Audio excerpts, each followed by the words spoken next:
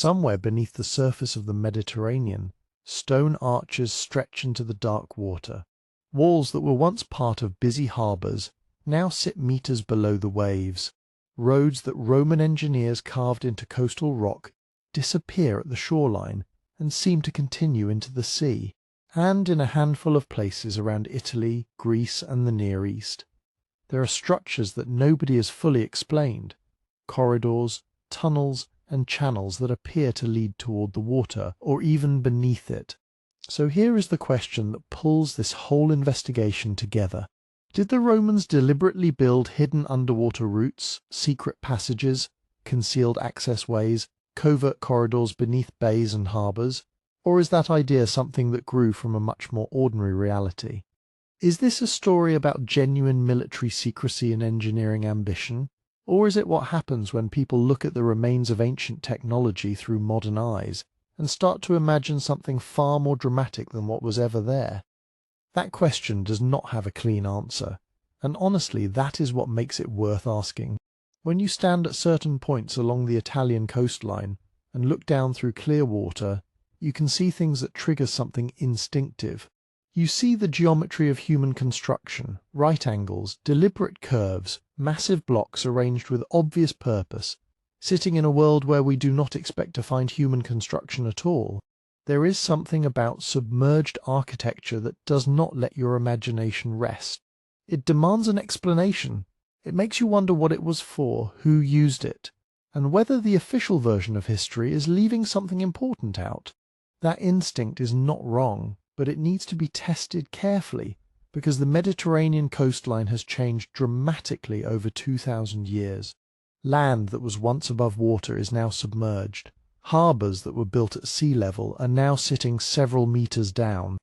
What looks like a secret underwater passage might be a perfectly normal road or warehouse that simply had the bad luck to be built on land that later sank. The mystery might be geological rather than historical, or it might be both at once, which is where things get genuinely interesting. This investigation is going to move through several different layers of the problem. There is the archaeological layer, which means looking at what has actually been found and what the physical evidence suggests about how these structures were used. There is the military history layer, which means asking whether Roman commanders ever had strategic reasons to move troops, supplies, or messengers in ways that could not be observed by enemies. There is the engineering layer, which means understanding what Roman builders were actually capable of in and around water, because that capability was extraordinary and often underestimated. And there is the cultural layer, which means asking why certain stories about secret routes have persisted for so long, even when the physical evidence does not always support them. The main possibilities are worth naming early, so you can hold them in mind as the evidence builds. One possibility is that some Roman harbours were deliberately designed to conceal movement, that the layout of docks, walls and channels was intended to let certain ships or people arrive and depart without being visible from the outside. Another possibility is that private coastal estates, particularly the enormous luxury villas that wealthy Romans built along the Tyrrhenian coast, included access routes through rock or along the waterline that were meant to be exclusive rather than secret in any military sense. A third possibility is that what we are calling secret underwater routes are actually the foundations of structures that once stood above water. The hidden part is hidden because history buried it, not because Romans tried to conceal it. And a fourth possibility, which should not be dismissed, is that some of the more dramatic stories about Roman underwater passages are legend-making that started in the medieval period or later, when people found ruins they could not explain and filled the gap with imagination. None of these possibilities cancels out the others. They can all be true in different places at different times for different reasons. The Romans built across an empire that stretched from Scotland to Mesopotamia, and they built for over 1,000 years. The idea that their relationship with water was uniform or simple is itself a kind of misunderstanding. What is certain is that Roman engineers had a deep and practical relationship with water that went far beyond anything most people learn about in a basic history class. They built aqueducts that crossed valleys on towering arcades. They drained lakes to recover farmland. They cut tunnels through mountains to redirect rivers. They constructed harbours on open coastlines, using a material that hardened underwater, a concrete technology that modern engineers have spent decades trying to fully understand. These were not people who thought of water as a barrier. They thought of it as something to be worked with, shaped, and sometimes hidden within. Which brings us back to the image that started this, those arches disappearing into dark water, those roads that seem to walk into the sea, those chambers where the light filters down and the silence is total, and you cannot quite shake the feeling that someone designed this place with a purpose that has not yet been recovered. Before we go any further, I want to know where you are right now. Drop a comment and tell me where in the world you are listening from and what time it is there. This topic has been pulling in people from all over the place, and there is something I find genuinely moving about the fact that a question about ancient Roman engineering reaches people at midnight in one city and at breakfast in another. So tell me where you are, and let us figure out together what the Romans may or may not have hidden beneath the water. Before diving into the evidence itself, it is worth slowing down and being precise about language. Because when people say Roman underwater routes, they are not all talking about the same thing, and the difference between the various possibilities matters enormously for how we evaluate the claims. The most dramatic version of the idea is a true underwater tunnel. Picture a sealed, pressurized passage that runs beneath a bay or harbour, the kind of thing you might imagine James Bond swimming through. That version exists almost entirely in imagination. Roman engineering was extraordinary, but constructing a functional sealed tunnel beneath open seawater, long enough to serve as an actual route for people, was not within their demonstrated capabilities. The structural challenges alone would have been immense, and we have no unambiguous archaeological evidence that anything fitting that description was ever built. When people use the phrase secret underwater tunnel in connection with the Romans, they are almost always describing something that turns out to be something else entirely when you look at the actual site. The second version is a submerged causeway. This is quite different and considerably more plausible. A causeway is a raised path or road built through shallow water, essentially sitting on the seabed, or just above it. The Romans built causeways and raised roads through marshes, across shallow inlets, and along coastlines where the terrain demanded it. If sea levels have risen since antiquity, which they have, in many parts of the Mediterranean, a causeway that was once exposed or just at the waterline would now sit beneath the surface. This is not a secret route in any deliberate sense. It is infrastructure that became submerged over time through processes entirely beyond Roman control. The third version is a hidden harbour entrance. Some Roman harbours were deliberately designed with narrow, hard-to-navigate entrances, internal channels that could not be seen from the open sea, and protective outer structures that concealed activity inside. Whether this counts as a secret route depends on how loosely you use the word secret. A harbour designed so that enemy ships cannot easily observe what is happening inside is functionally a covert space, but the intent may have been defensive rather than clandestine in any spy thriller sense. The harbour at Portus, the massive facility that served Rome outside Ostia, had internal arrangements that controlled visibility and movement in sophisticated ways, but we would not normally call that secret. We would call it good design. The fourth version is perhaps the most important one for understanding how this topic gets distorted. It is a route that is now underwater simply because the landscape changed. Coastal geology along the Mediterranean and Tyrrhenian shores has shifted considerably over 2,000 years.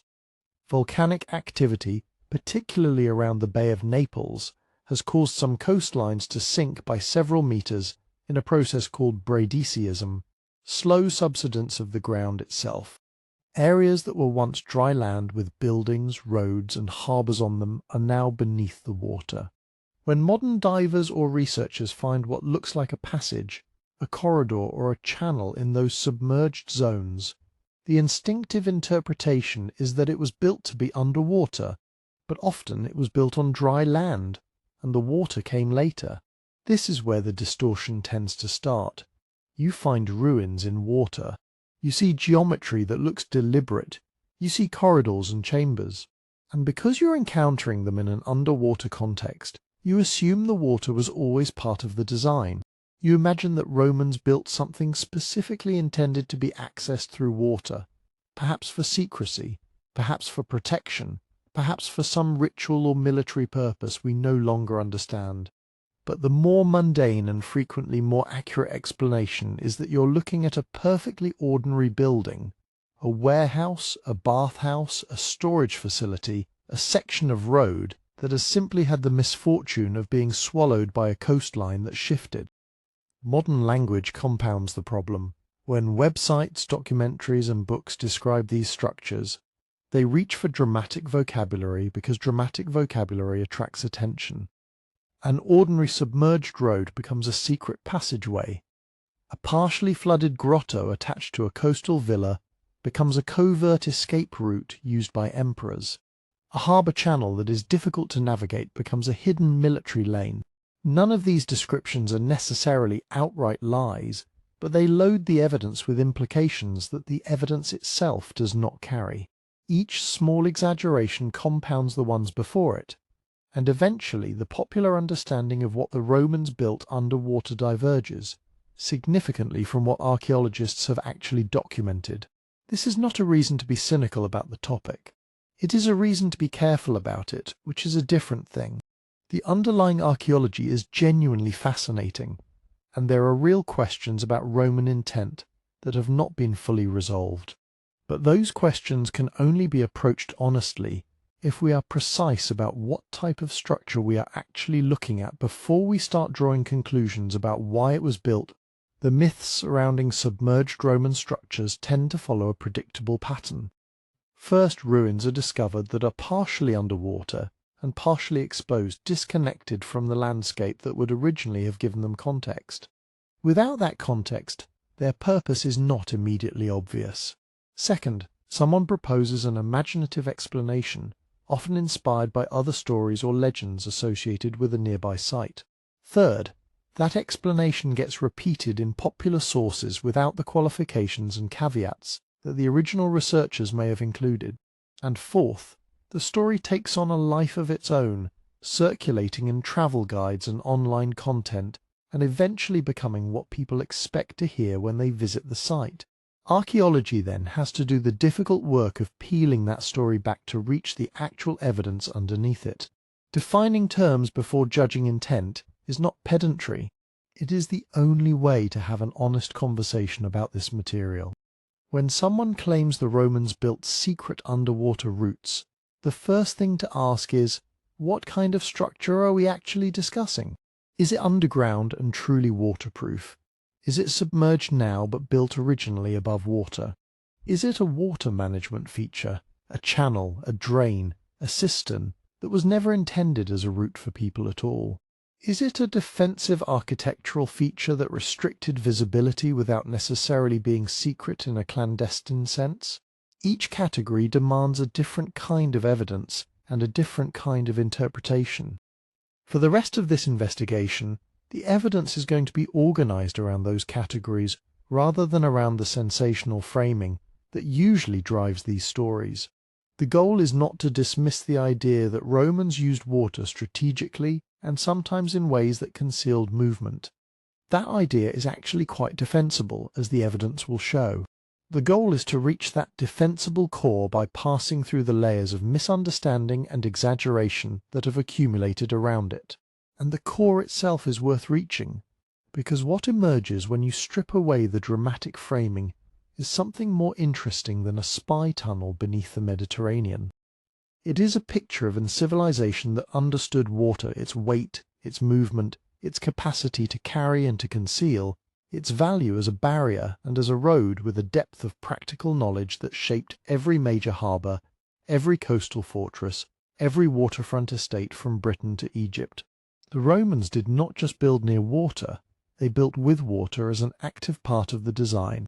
Whether that constitutes a secret is ultimately a question of definition, not of evidence, but the engineering behind it is remarkable either way. and it deserves to be understood on its own terms before anyone decides what it means. So from this point forward, when we encounter a specific site or structure, the first question will not be whether it looks mysterious. The first question will be what type of thing it actually is. Once that is established, the question of intent becomes something that evidence can actually speak to. And that is when the conversation starts to get genuinely interesting. To understand why Romans might have built unusual access systems near or through water, you need to understand something fundamental about Roman civilization as a whole. The Romans were not engineers by accident. They were engineers by instinct, by ideology, and by political necessity. Infrastructure was not a byproduct of Roman power. In many ways, it was the mechanism through which Roman power expressed itself and sustained itself across an empire that stretched from the Scottish lowlands to the Mesopotamian frontier. Start with roads, because roads are where most people's understanding of Roman engineering begins. At its height, the Roman road network covered something in the range of 400,000 kilometers, with perhaps 80,000 of those being paved stone roads built to military and administrative standards. These were not simple tracks worn into the earth by repeated use. They were engineered structures with layered foundations, drainage channels running alongside them, and precise gradients calculated to allow rapid movement of troops and goods in almost any weather. The Romans built roads through mountain passes that modern engineers would consider challenging. They built roads across marshes using raised causeways. They built roads through forests, across deserts, and along coastlines, where the terrain offered no obvious natural path. The point was always the same. Movement could not be left to chance, and difficult terrain was a problem to be solved, not a boundary to be respected. Aqueducts demonstrated the same impulse applied to water supply. Rome at its peak needed enormous quantities of fresh water, not just for drinking, but for its famous public baths, its fountains, its industrial processes, and its sewer system. The solution was a network of aqueducts that carried water from springs and rivers, sometimes 50 or 60 miles away, maintaining a precise downward gradient the entire distance to ensure continuous flow without any mechanical pumping. Some of those aqueducts crossed valleys on tall stone arches that remain standing today.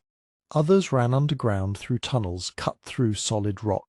The engineering decisions were always driven by the same pragmatic logic. Water needs to arrive reliably, so build whatever is necessary to make that happen. Then there is the Cloaca Maxima, Rome's great drain, one of the oldest pieces of Roman infrastructure still partially in use. The Romans understood that managing water meant managing all of it, not just the water you wanted to bring in, but the water you needed to move away. The drainage systems beneath Rome were as carefully engineered as anything above ground, because a city that floods or stagnates is a city that loses productivity and breeds disease. Roman military camps, even temporary ones, were built with drainage in mind from the moment the surveyors marked out the perimeter. The capacity to manage water in all its forms was considered essential to any serious Roman enterprise. Ports and harbours extended this logic to the coast. The harbour at Caesarea Maritima, built by Herod the Great with Roman engineering expertise, used hydraulic concrete that hardened underwater, a material innovation that allowed Romans to construct permanent structures in the sea itself. Portus, the harbour complex near Rome's mouth at the Tiber, was essentially a manufactured harbour with a hexagonal inner basin, canal connections, and storage infrastructure on a scale that had no precedent in the ancient world.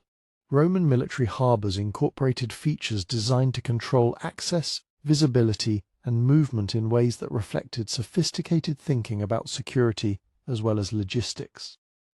All of this matters for the question at hand because it establishes the baseline.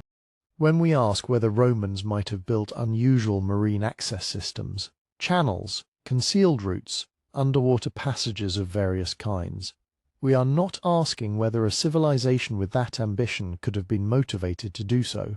The answer to that question is obviously yes.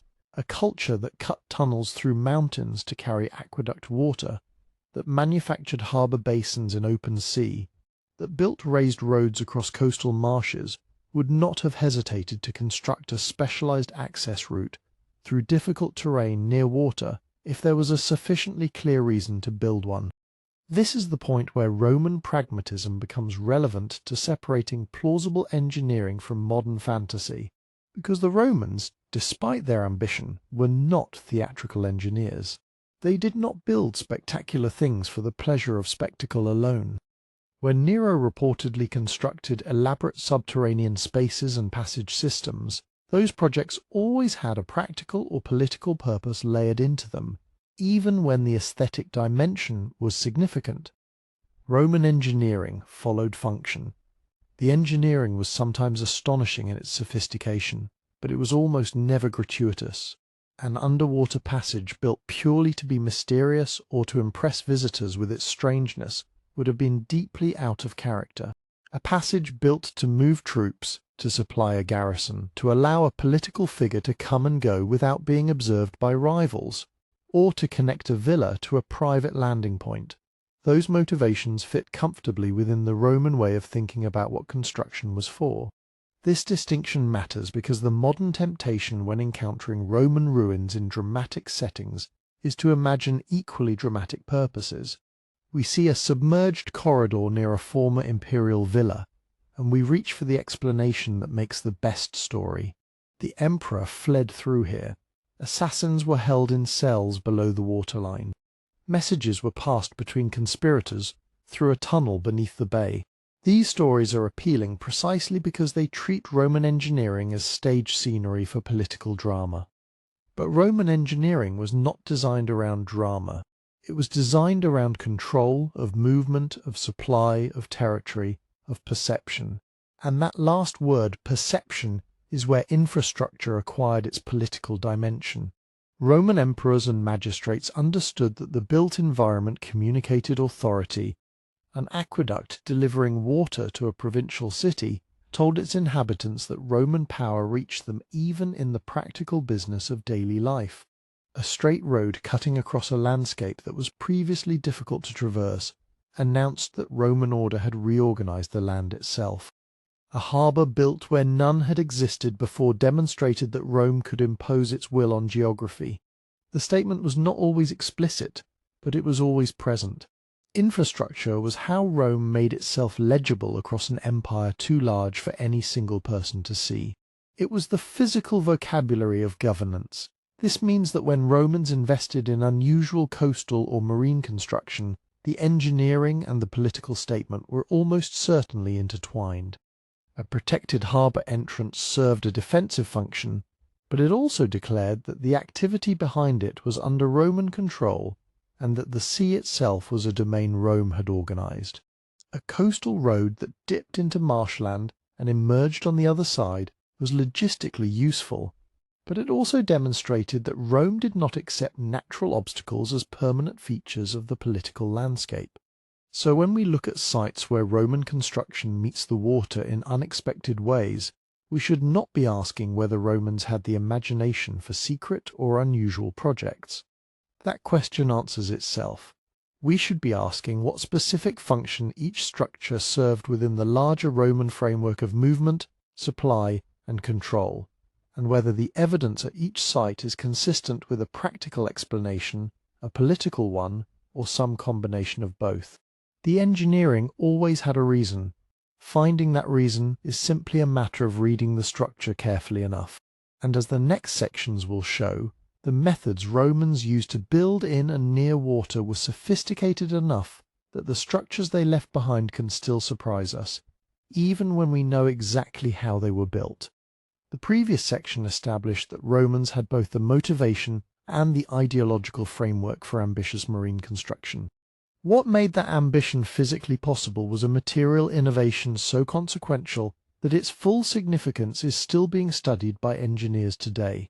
That material was hydraulic concrete, known in Latin sources as opus caementicium when combined with volcanic ash called pozzolana.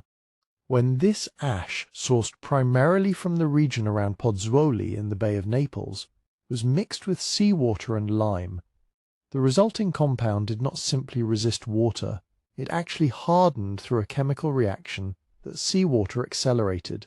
This was not a minor improvement over ordinary building material. It was the difference between construction that could exist at the water's edge and construction that could exist within the water itself. Modern analysis of Roman marine concrete has found that over centuries the material continued to strengthen as mineral crystals grew within the mixture, making some surviving Roman maritime structures more durable than the steel-reinforced concrete used in 20th century harbour construction. The Romans did not fully understand the chemistry behind why this worked, but they understood empirically that it did, and they built accordingly. With hydraulic concrete available, Roman engineers developed a set of techniques for placing permanent structures in the sea. One of the most important was the caisson method. A large wooden form, essentially an open-bottomed box, would be floated into position over the seabed and sunk. Workers would then pour concrete into this form from above, allowing it to settle and cure underwater. Once the concrete had hardened sufficiently, the wooden framework could be stripped away, leaving behind a solid mass that could serve as the foundation for a pier, a wall, or a platform extending above the waterline. This process required careful coordination, significant labour, and an accurate understanding of local conditions including current strength, tidal variation, and the nature of the seabed. It was not simple work, but it was systematic, and Roman engineers had developed enough experience with it that the techniques were transferable across the Mediterranean wherever suitable volcanic ash was available or could be shipped.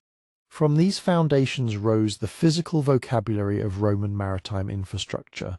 Moles were long projecting arms of masonry that extended from shore into open water, sheltering a harbour basin from ocean swell and directing the approach of vessels. Breakwaters served a similar protective function, sometimes positioned offshore to absorb wave energy before it reached the inner harbour. Piers provided docking surfaces along which ships could tie up for loading and unloading. Quays extended along harbour frontages, creating continuous working edges where cargo could move efficiently between ship and shore. Harbour basins themselves were sometimes entirely artificial, excavated from shoreline terrain or enclosed by surrounding masonry, to create controlled water bodies with predictable conditions regardless of what the open sea was doing outside. At Portus, the artificial harbour near Ostia, the inner hexagonal basin covered an area large enough that the scale of the engineering achievement remains striking even from aerial photographs today. What matters for our broader question is how these structures appeared and were experienced from different vantage points.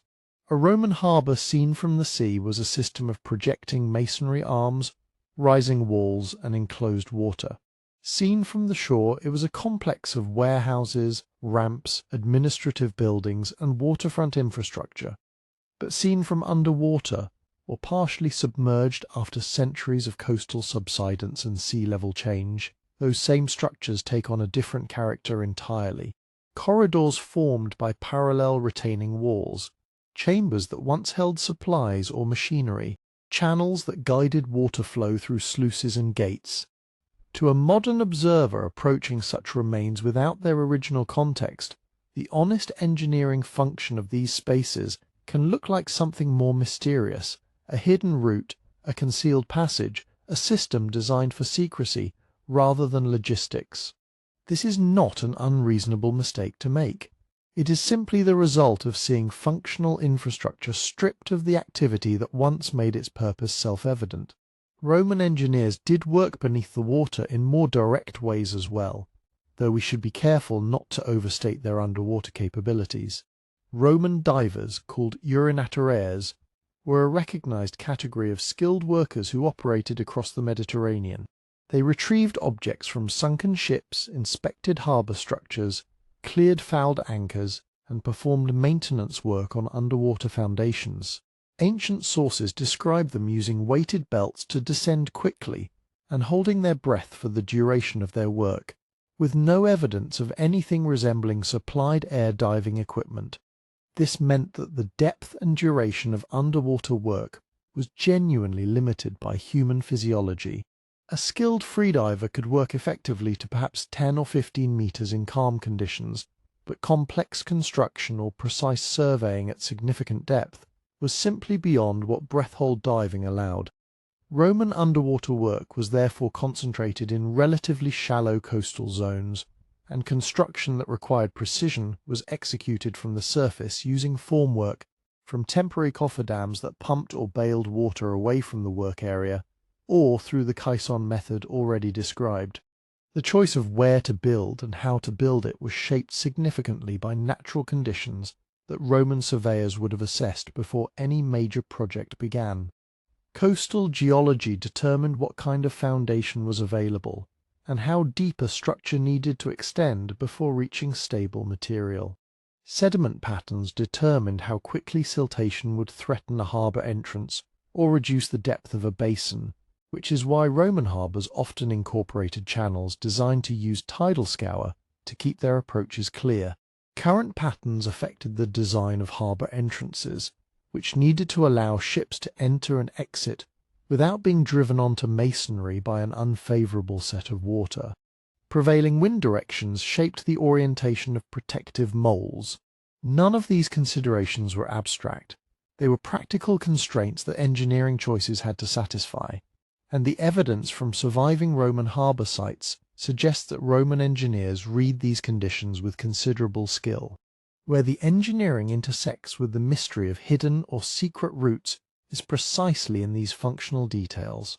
A channel cut through coastal rock to maintain water circulation in an aquaculture installation looks, when examined out of context, like a possible concealed waterway. A drainage tunnel running beneath a villa complex toward the sea resembles in ruins a passage designed for covert movement. A harbour basin connected to an inland canal for supply purposes could, stripped of its commercial infrastructure, appear to be a secret approach route. The structures themselves are ambiguous. The technical capabilities that built them are not secret or unusual. They are the same hydraulic concrete, the same caisson foundations, the same surveying and labour coordination that built every Roman harbour across the Mediterranean. What changes when we ask whether a specific structure served a hidden purpose is not whether Romans could have built it, but whether the evidence at that specific site supports a functional explanation rooted in commerce, defence, aquaculture, or drainage, or whether something genuinely anomalous is present that requires a different kind of explanation. Roman marine engineering was remarkable precisely because it was so systematically applied to ordinary problems of movement, supply, and coastal management. The same technical repertoire that built the grand harbour at Caesarea was applied at smaller scales along every coastline Rome administered. Understanding that repertoire does not diminish the possibility that some structures served unusual or restricted purposes. If anything, it sharpens the question, because it lets us recognize what standard Roman marine construction looked like and identify where a particular site departs from that pattern in ways that deserve a more careful look. Once you understand what Roman marine engineering actually looked like as a standard practice, the question of hidden movement becomes far more interesting, because some of the most effective concealment the Romans ever achieved required no underground tunnel and no secret passage at all. It required good harbour design. The basic geometry of a Roman harbour already created conditions that controlled visibility and directed the flow of ships, people, and goods in ways that an outside observer could not easily monitor. The long curved arms of a breakwater system did not merely protect vessels from open sea swell, they also created an enclosed approach corridor where the harbour authority, whether civilian administrators, military commanders, or imperial officials, could observe and intercept everything entering or leaving before it ever reached the inner docks. A ship that entered a properly designed Roman harbour passed through a restricted mouth, moved along a defined channel, and arrived at a specific berth under conditions that made unauthorized movement genuinely difficult. This was not an accident of engineering, it was a feature. Portus, the great artificial harbour complex constructed near the mouth of the Tiber under Claudius and dramatically expanded by Trajan in the early 2nd century, offers perhaps the clearest illustration of how harbour design could regulate movement at an imperial scale. The outer harbour at Portus was large enough to shelter substantial fleets, but the inner harbour, Trajan's famous hexagonal basin, was connected to the outer by a controlled channel, and from there goods moved into a canal system that reached the warehouses of Ostia and ultimately the city of Rome. What this meant in practice was that cargo entering at Portus passed through a series of checkpoints that were physically embedded in the infrastructure itself. The geometry of the basin forced movement through specific transition points. Imperial warehouses known as horea lined the inner docks, and the entire complex was administered by officials whose records tracked what arrived, in what quantity and where it went. If you wanted to move something through Portus without it appearing in those records, the harbour's own design was working against you. And if you were an emperor who wanted certain cargo to arrive without public knowledge, grain reserves, military equipment, a particular person under official escort, the same design that created accountability in normal operations could be managed to allow discrete movement through restricted sections of the complex that simply were not accessible to ordinary merchants and dock workers. Further along the Etruscan coast, the harbour at Cosa presents a different but equally instructive example. Here a naturally protected lagoon was connected to the sea through a narrow channel cut through rock, creating conditions where a relatively small physical intervention gave harbour administrators extraordinary control over maritime access. Ships could enter or be prevented from entering based on decisions made at a single choke point. The inner lagoon itself was calm, sheltered, and invisible from the open sea. A vessel anchored inside was effectively hidden from any passing traffic that had no reason to approach the entrance. The Cosa installation also incorporated what appears to have been a large fish farming operation, a point we will return to, but the harbour's fundamental design logic, natural shelter combined with a controlled and inconspicuous entry, made it the kind of place where movement could occur without broadcasting itself to the wider maritime world. Caesarea Maritima, built by Herod the Great with Roman engineering expertise and completed around 10 BCE, demonstrated that these principles could be applied even where nature provided almost no useful starting conditions. The coastline at Caesarea offered no natural bay, no protecting headland, and no sheltered lagoon. Roman engineers and their collaborators essentially built a harbour from nothing, extending massive concrete moles into the open sea to create an artificial basin. The result was a port of remarkable capacity, but what deserves attention here is how its design managed the relationship between the harbour and its political environment. Caesarea served as the administrative capital of Roman Judea, and the harbour was intimately connected to the logistical and military apparatus of Roman provincial control. The vaulted substructures beneath the harbour platform, some of which still survive, partly submerged, housed warehouses, service areas and spaces, whose specific functions are still being mapped by archaeologists. These were not secret in any conspiratorial sense, but they were controlled spaces, accessible to particular people for particular purposes, architecturally separated from the general activity of the commercial waterfront above. The layered geography of the harbour, with public commercial areas above and administrative and storage infrastructure below and behind, created a de facto system of restricted access without requiring anything to be literally hidden. This pattern of layered access appears consistently across major Roman harbour complexes, and it reflects something important about how the Romans thought about the relationship between infrastructure and authority. Commerce required transparency up to a point. Merchants needed to know that contracts would be honoured and that weights and measures were reliable. But the state's own movements, whether military supplies, tax revenues, imperial correspondence, or politically sensitive persons, benefited from a degree of operational discretion that harbour design could naturally provide. Controlling harbour access was also fundamental to customs collection, since Roman port taxation required that goods pass through defined inspection points. The physical design of harbours with single or limited entry channels was therefore simultaneously a fiscal mechanism a security measure and a logistical management tool. These functions reinforced each other, and the result was infrastructure that was openly visible and yet functionally opaque to anyone who did not have legitimate business inside it. When ancient sources or later traditions describe movements through Roman harbours that seem covert or unusual, it is worth considering whether what they are describing is not a hidden tunnel or an underwater route in the literal sense, but something more like this: a controlled maritime approach through infrastructure designed to exclude unauthorized observation while permitting authorized movement. A general shifting troops by sea before a campaign might route those troops through the inner docks of a harbour complex that was administratively closed to civilian traffic for the duration.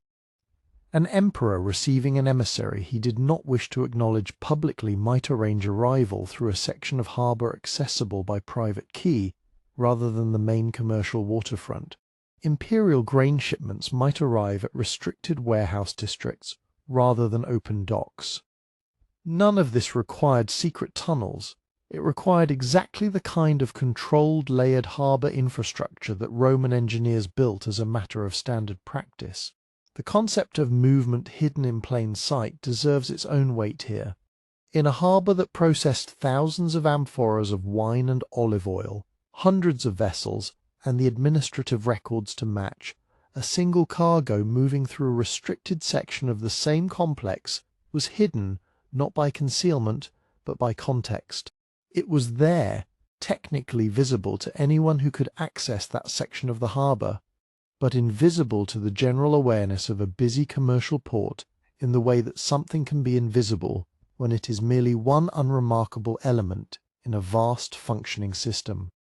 Roman harbours were in this sense sophisticated instruments of regulated visibility, engineered to make some things clear and others inconspicuous, not through mystery but through architecture. So, when we look at the question of why Romans might have built what later traditions call secret underwater routes, harbours like Portus, Cosa and Caesarea suggest that at least part of the answer lies not underwater at all, but in the surface geometry of controlled basins, restricted channels and layered access infrastructure. The secret in many cases may have been hiding in the engineering itself. If harbours created controlled movement through institutional design, the Roman elite took that logic one step further. They built it into their private property. Along the Tyrrhenian coast, the Bay of Naples, and stretches of the Adriatic shore, wealthy Romans constructed seaside villas that were not merely buildings overlooking the water, but architecturally integrated with it in ways that still puzzle visitors and researchers who encounter their submerged remains today. The Roman coastal villa at its most elaborate was a statement about the owner's relationship to nature, to leisure, and to power. But it was also something more functionally specific, a private interface with the sea. The grandest examples included their own landing stages, sea gates built directly into retaining walls, enclosed basins where boats could be stored or moored, and channels cut through rock or constructed in concrete that connected interior courtyards to open water. These were not symbolic gestures, they were working infrastructure designed to allow the villa's occupants to move between land and sea without passing through any public space, any harbour, any customs point, or any road that other people also used. Consider what this meant in practical terms. A senator arriving at his coastal estate by sea could disembark directly into an enclosed basin accessible only through the villa's own sea gate. His arrival was private, not because he travelled through a secret tunnel, but because his property had been engineered to receive him without requiring any contact with the public shoreline. Guests, correspondents, luxury goods, and the owner himself could move in and out of the estate entirely through this private maritime approach. From the water, a passing vessel might see nothing more than a wall or a rocky shoreline. The access point, where it existed at all, was architecturally incorporated into the estate, rather than advertised to anyone approaching from outside. These private sea connections become genuinely difficult to interpret when only their ruins survive, particularly when those ruins lie partly underwater. Coastal subsidence, a significant phenomenon along much of the Italian shoreline, especially in the Campanian region, has submerged the lower elements of many Roman villas, leaving their basins, channels and seawalls sitting beneath several meters of water.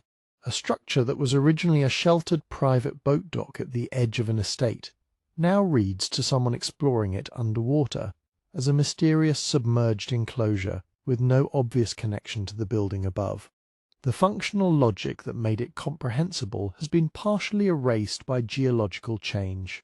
What remains suggests deliberate construction, controlled access and purposeful concealment, all of which is accurate, while the mundane explanation that this was simply a wealthy person's private landing is no longer immediately legible from the physical evidence alone.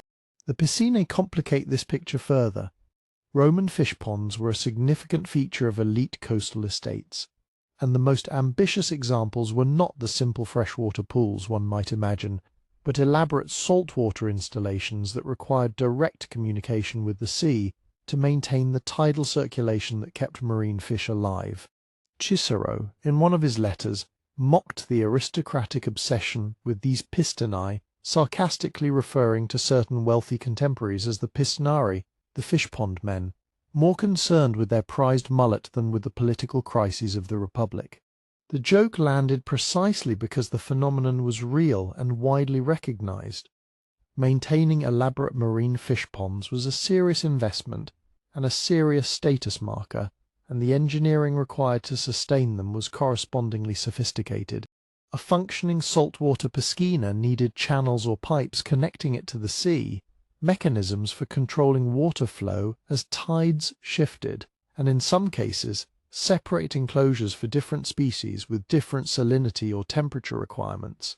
The physical remains of these systems, channels cut into rock, concrete conduits, arched openings in sea walls through which tidal water moved, can look, when encountered without context, remarkably like the infrastructure of covert passage.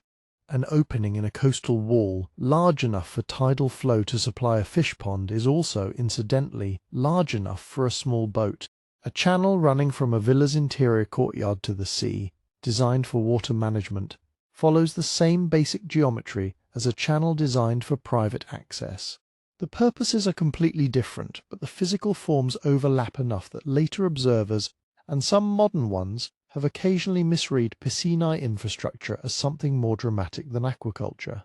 This blurring of luxury design, practical utility, and apparent secrecy runs throughout the archaeology of Roman coastal estates. The villa at Sperlonga on the coast between Rome and Naples incorporated a natural sea cave that Roman builders transformed into a spectacular dining grotto, complete with a large pool whose connection to the sea provided the cave with its characteristic cool air and ambient sound of water.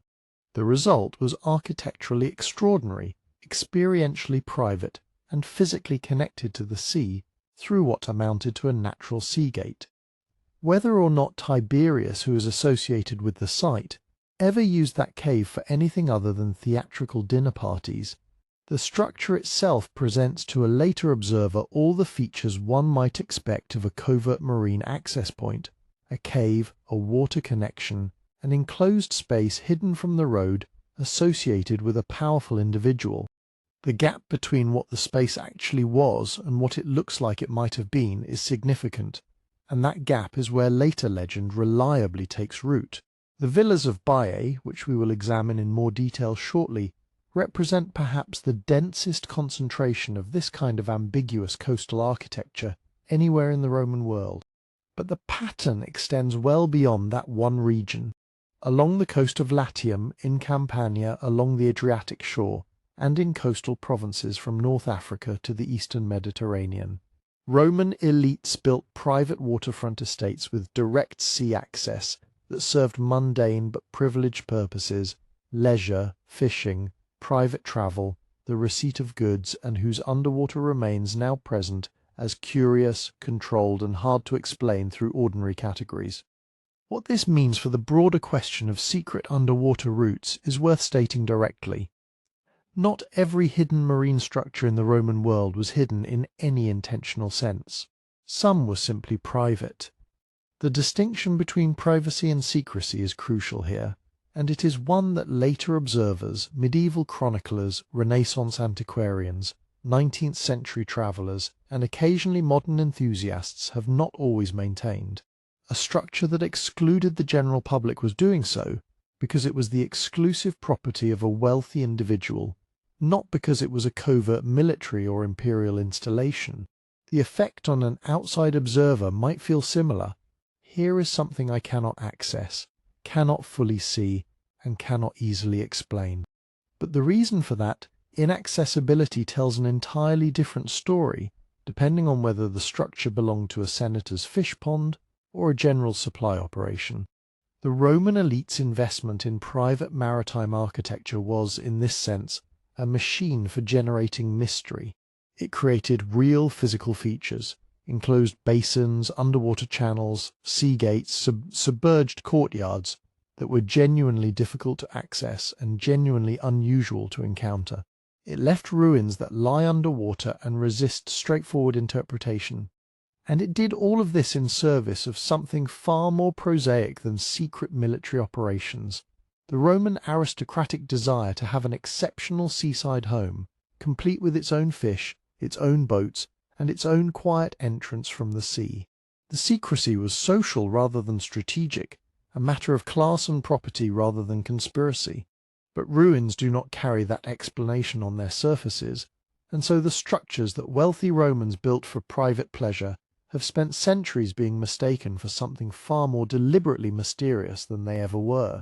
When we shift from the private estates of the Roman elite to the operational needs of the Roman military, the question of concealed coastal access takes on a different character entirely.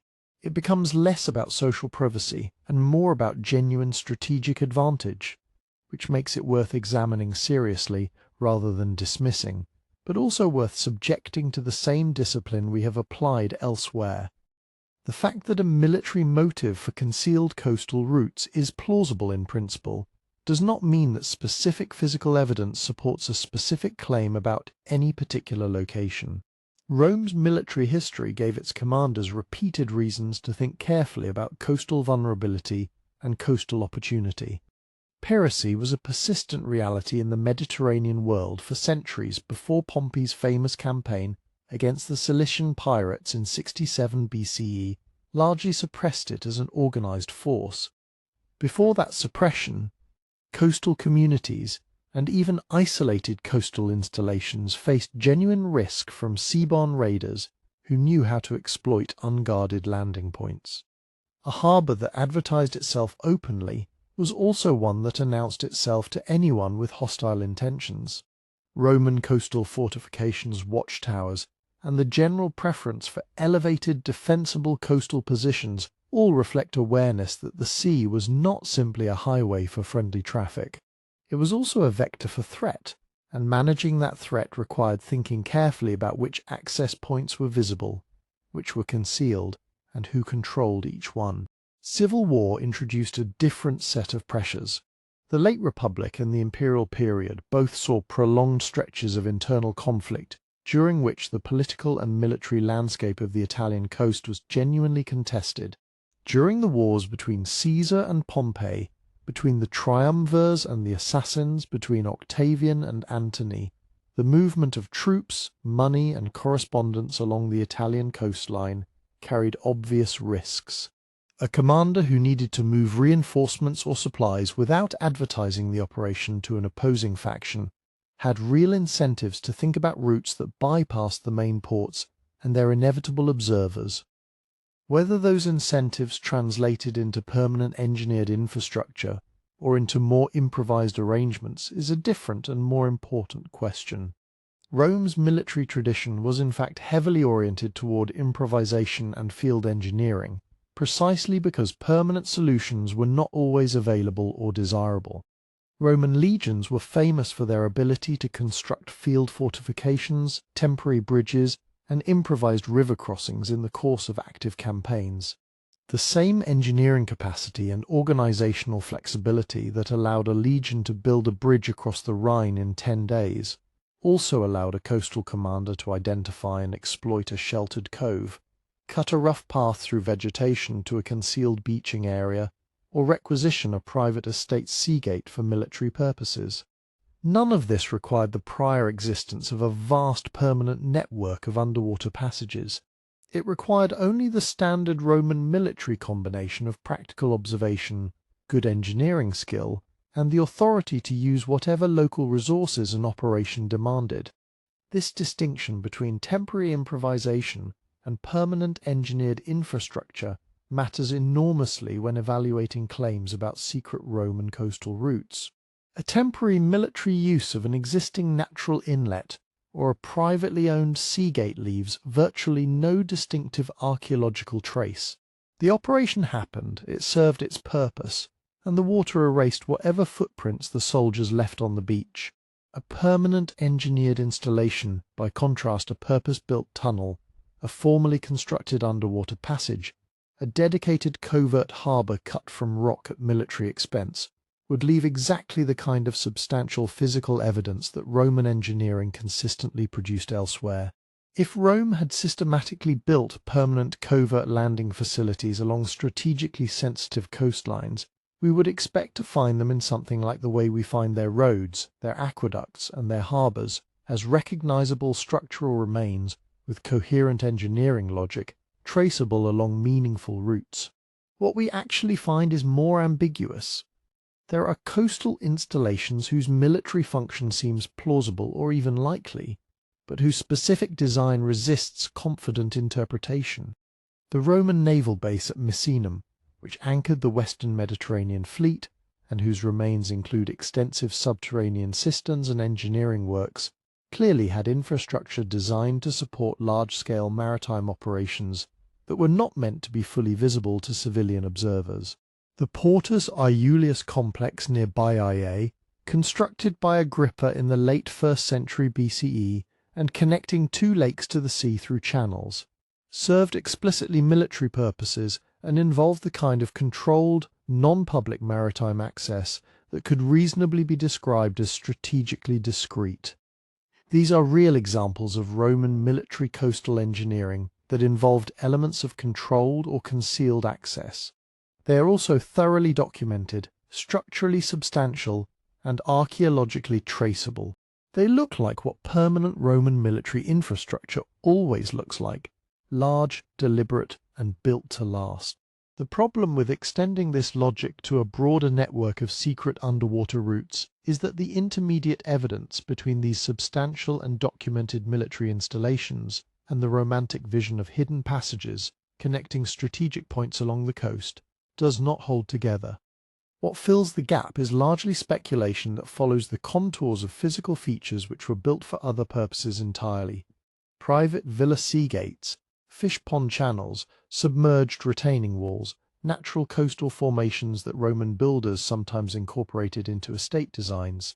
Each of these, viewed in isolation and without contextual knowledge, might suggest covert military access.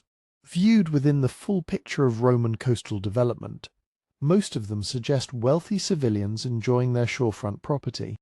A genuinely plausible scenario for Roman military use of concealed coastal access points looks rather more modest than the popular imagination tends to allow. A commander operating along a contested coastline during a civil war period would identify natural inlets or private estate access points that could serve as discrete landing sites for a small detachment of troops, a courier, or a shipment of currency.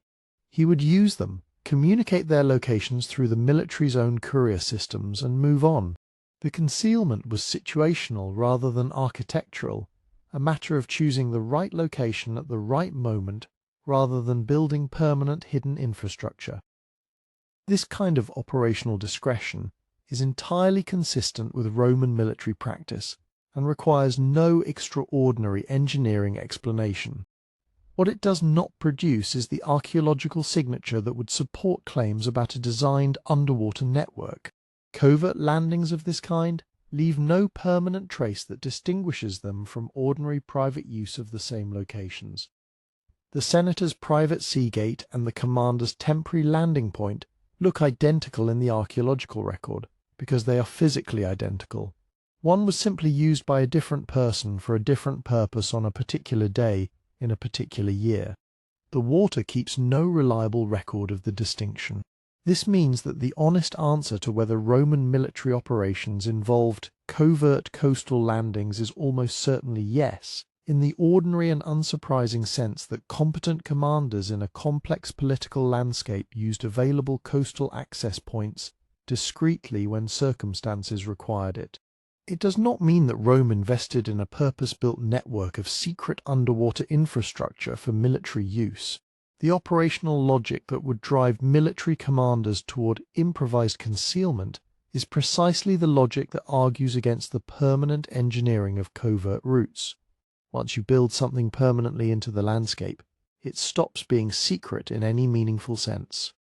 It becomes a known installation that you then have to defend and conceal from an enemy who, if he is competent, will eventually find it.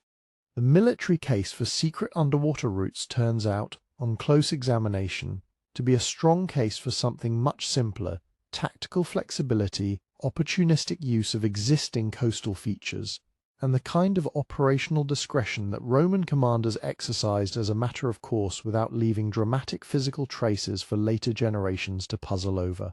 The drama belongs to the interpretation, not to the engineering. Before we can confidently assign intention to anything found beneath the waves along Rome's coastlines, we have to reckon with a geological reality that fundamentally complicates the entire picture. The Mediterranean world is not a stable stage on which Roman engineers built their works and those works then waited, intact and interpretable, for modern divers to discover. It is an active, restless system of tectonic forces, volcanic processes, erosion and sea level change that has been quietly transforming the relationship between land and water for the entire span of recorded history and long before it. What lies underwater today was not necessarily designed to be underwater, and that distinction is not a minor technical footnote. It is central to understanding almost every claim about submerged Roman routes. The most dramatic illustration of this process along the Italian coast is a phenomenon called bradyseism, a slow vertical movement of the ground driven by activity in the volcanic fields beneath the Campi Flegrei region west of Naples. The term comes from Greek words meaning slow and earthquake, and the movement it describes is exactly that, a gradual rise and fall of the land surface as magma and hydrothermal fluids shift within the volcanic system below. The Bay of Naples and the coastline around Pozzuoli, Baiae and Messinum have been rising and sinking on this volcanic breath for centuries. During Roman times, parts of this coastline were measurably higher above sea level than they are today. The market building at Pozzuoli, the Serapeum, as it was once mistakenly called, provides one of the most visually striking records of this process anywhere in the ancient world. Its columns bear the distinctive borings of marine mollusks at a height well above the current water level, showing that the ground sank enough after Roman times to submerge the building's lower section, then rose again before settling roughly where it sits today. The ground here does not stay still. It never has.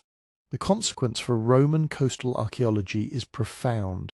A road that ran along the shoreline in the 1st century CE, perfectly ordinary in its day, connecting a villa gate to a small harbour or a fishing landing to a main road, may now sit beneath several meters of water with no change whatsoever to its original design or purpose. It was built dry, used dry, and then drowned by geological processes that had nothing to do with Roman intentions.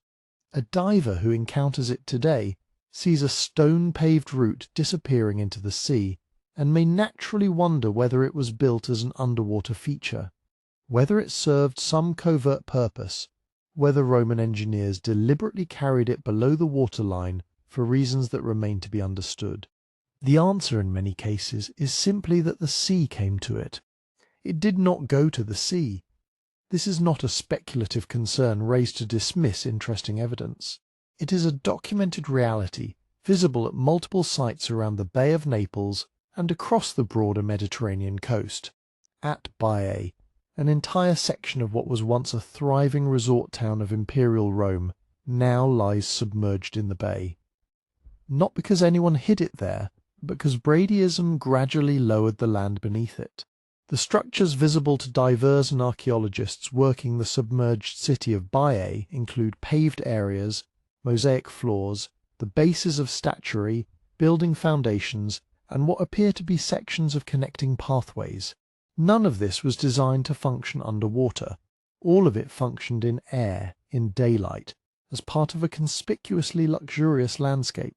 The sea claimed it over centuries of geological movement, and what reads today as mysterious underwater architecture was once as public and visible as any street in Rome. The same dynamic operates in varying degrees along much of the western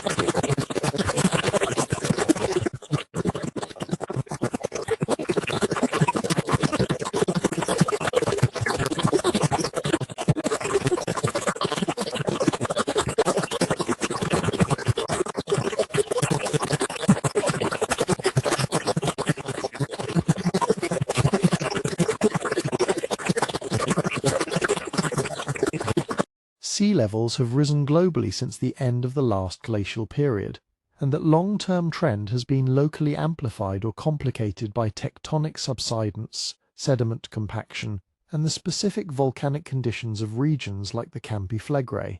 The result is that the Roman-era coastline in many areas sat noticeably further seaward than the modern one. Harbours that once opened directly onto the sea are now inland. Waterfronts that were active and dry during Roman occupation now lie beneath the surf. Retaining walls built to hold back beach erosion rather than to conceal anything now sit half buried in sediment at depths that make them look deliberately placed.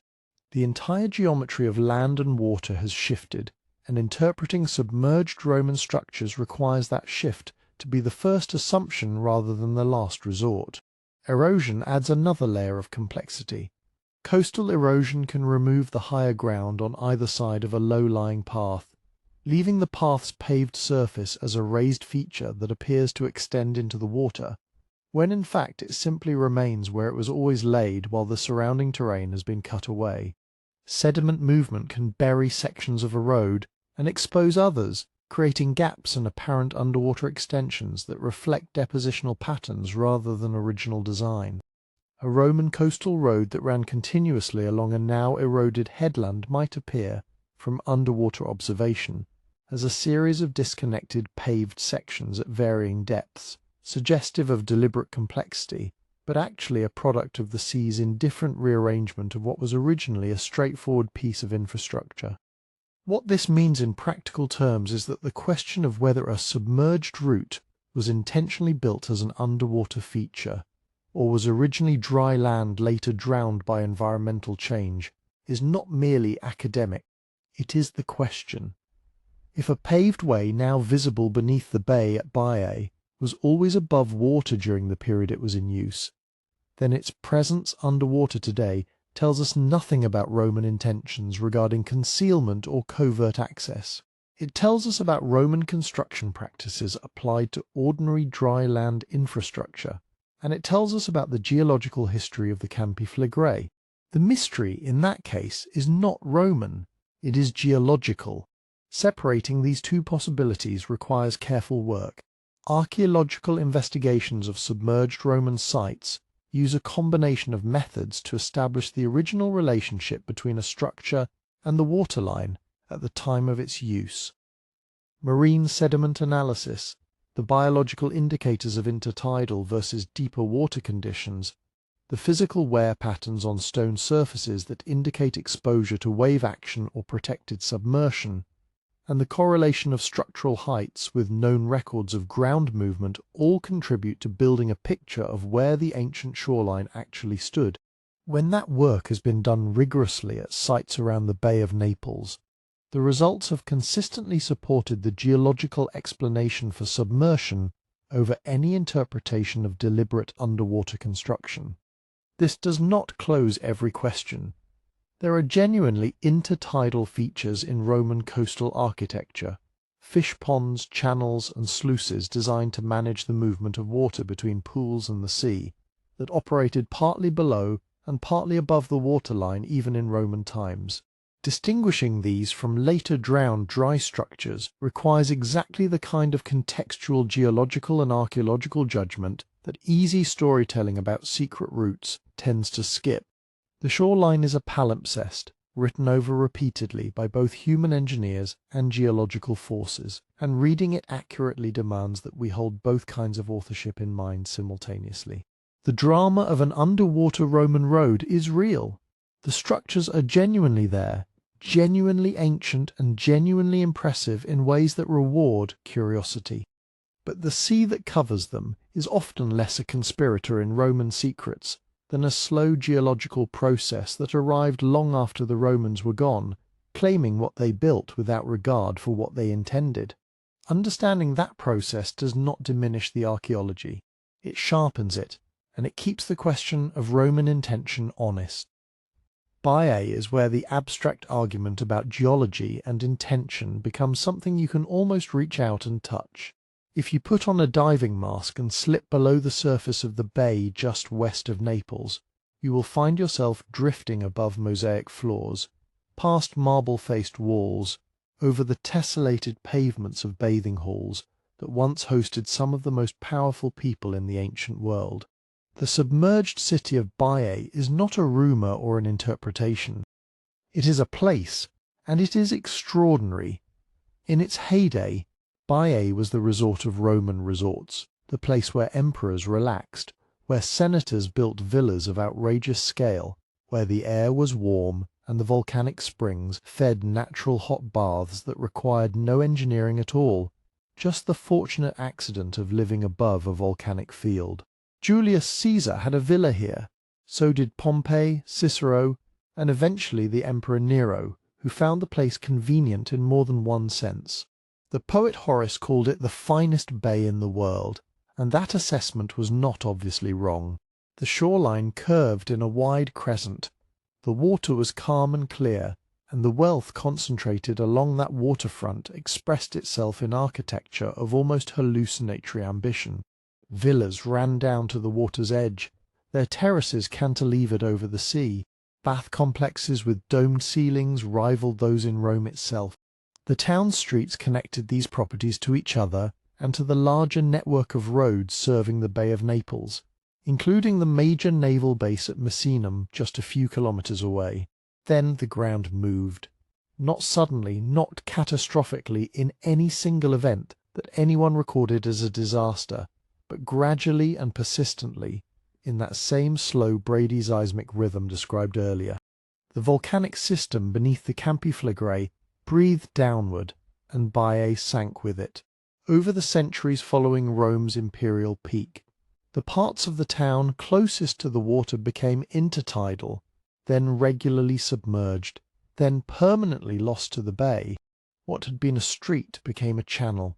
What had been a bathing hall became a reef of sorted masonry.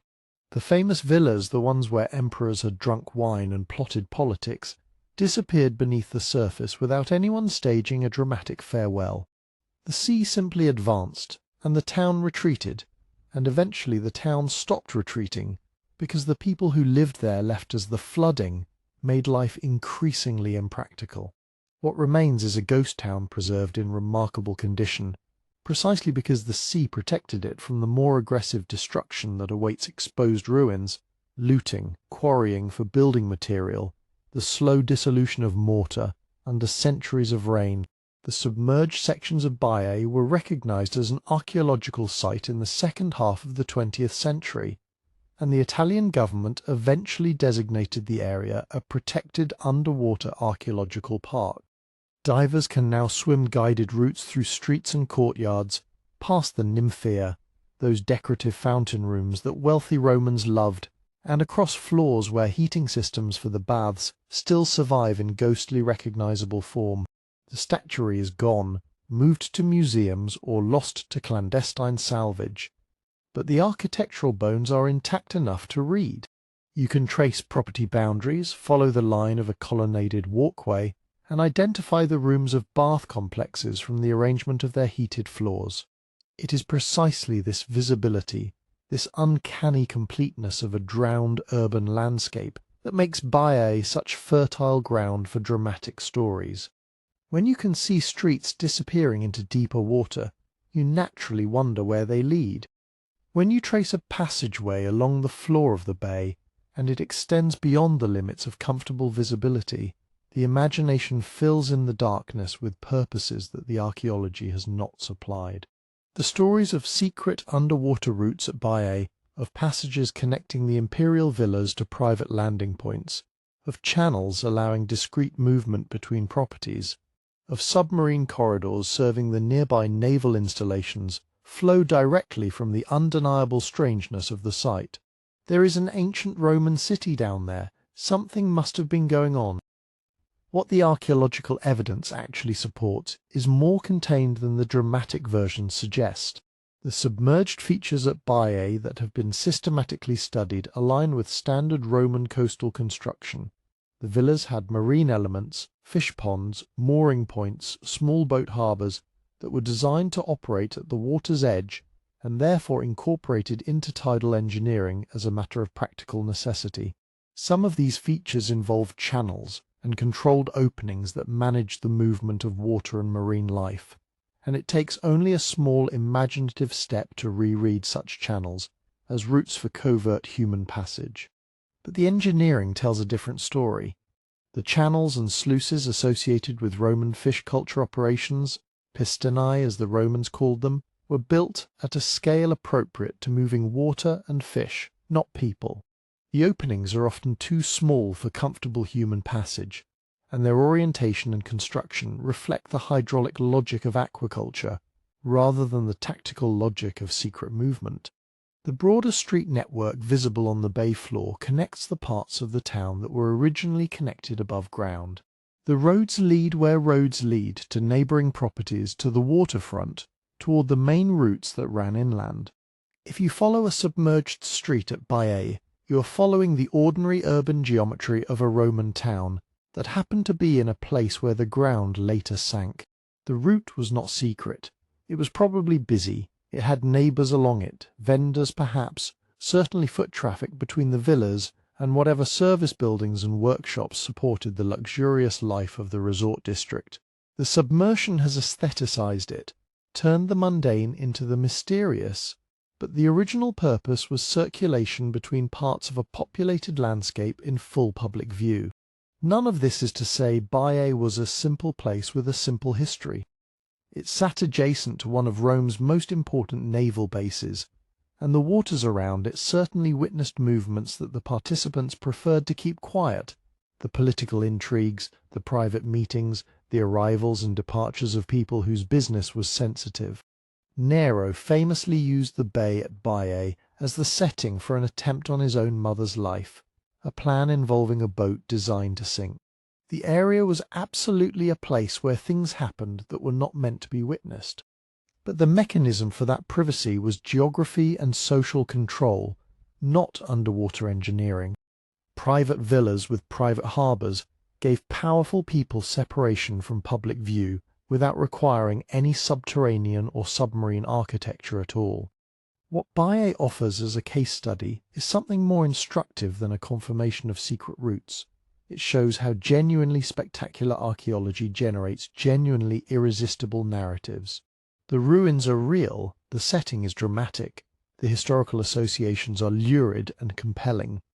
When real evidence and dramatic historical context combine, the stories that result tend to outrun what the evidence can actually sustain.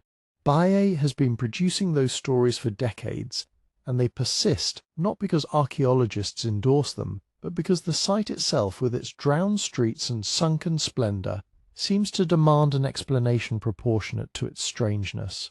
The geological explanation is accurate but unsatisfying.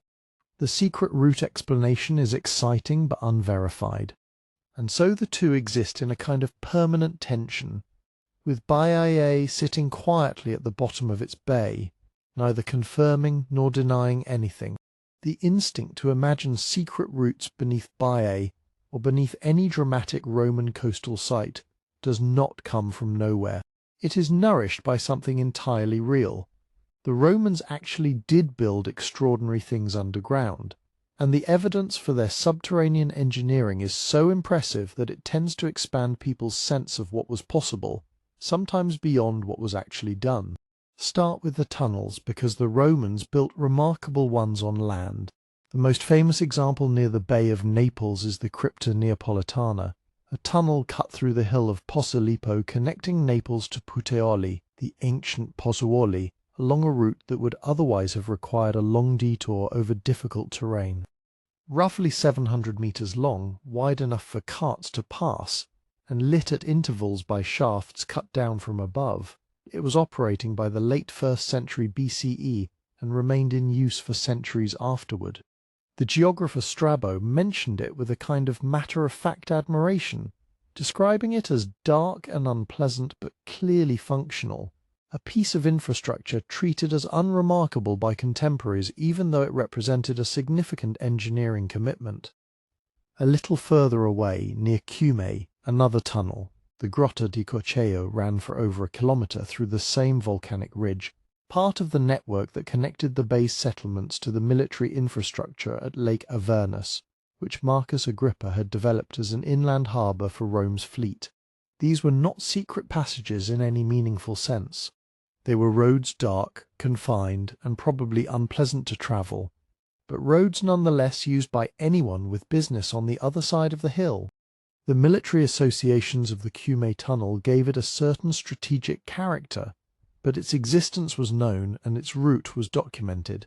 It served the same purpose as any mountain pass or river ford. It moved people and goods efficiently between two points that geography had separated. The Romans also bored through hills for drainage. The emissarium of Lake Fucino in central Italy was one of the great engineering projects of the ancient world. A tunnel more than 5 kilometres long cut through solid rock to drain a landlocked lake and convert the lake bed to farmland. The Emperor Claudius dedicated enormous resources to it, reportedly employing tens of thousands of workers over more than a decade. That is moving water through solid rock across a distance that strains modern intuition. Similarly, the drainage tunnels serving Roman mines, bath complexes, and urban sewage systems demonstrate a consistent comfort with underground hydraulic infrastructure at scales that still impress engineers today. So the capabilities were real. The Romans could cut long tunnels, they could manage water underground, they could design passageways through terrain that seemed to resist human movement. The question, the one that the secret route narratives always imply but rarely ask directly, is whether they applied those capabilities to a specific purpose, creating covert underwater or marine-adjacent passages for the movement of people who did not want to be seen. Here the comparison between moving water and moving people becomes essential, because these are genuinely different engineering problems that require different solutions. A tunnel designed to drain a lake needs to be wide enough to carry a significant volume of water, sealed against collapse, and graded precisely to maintain flow.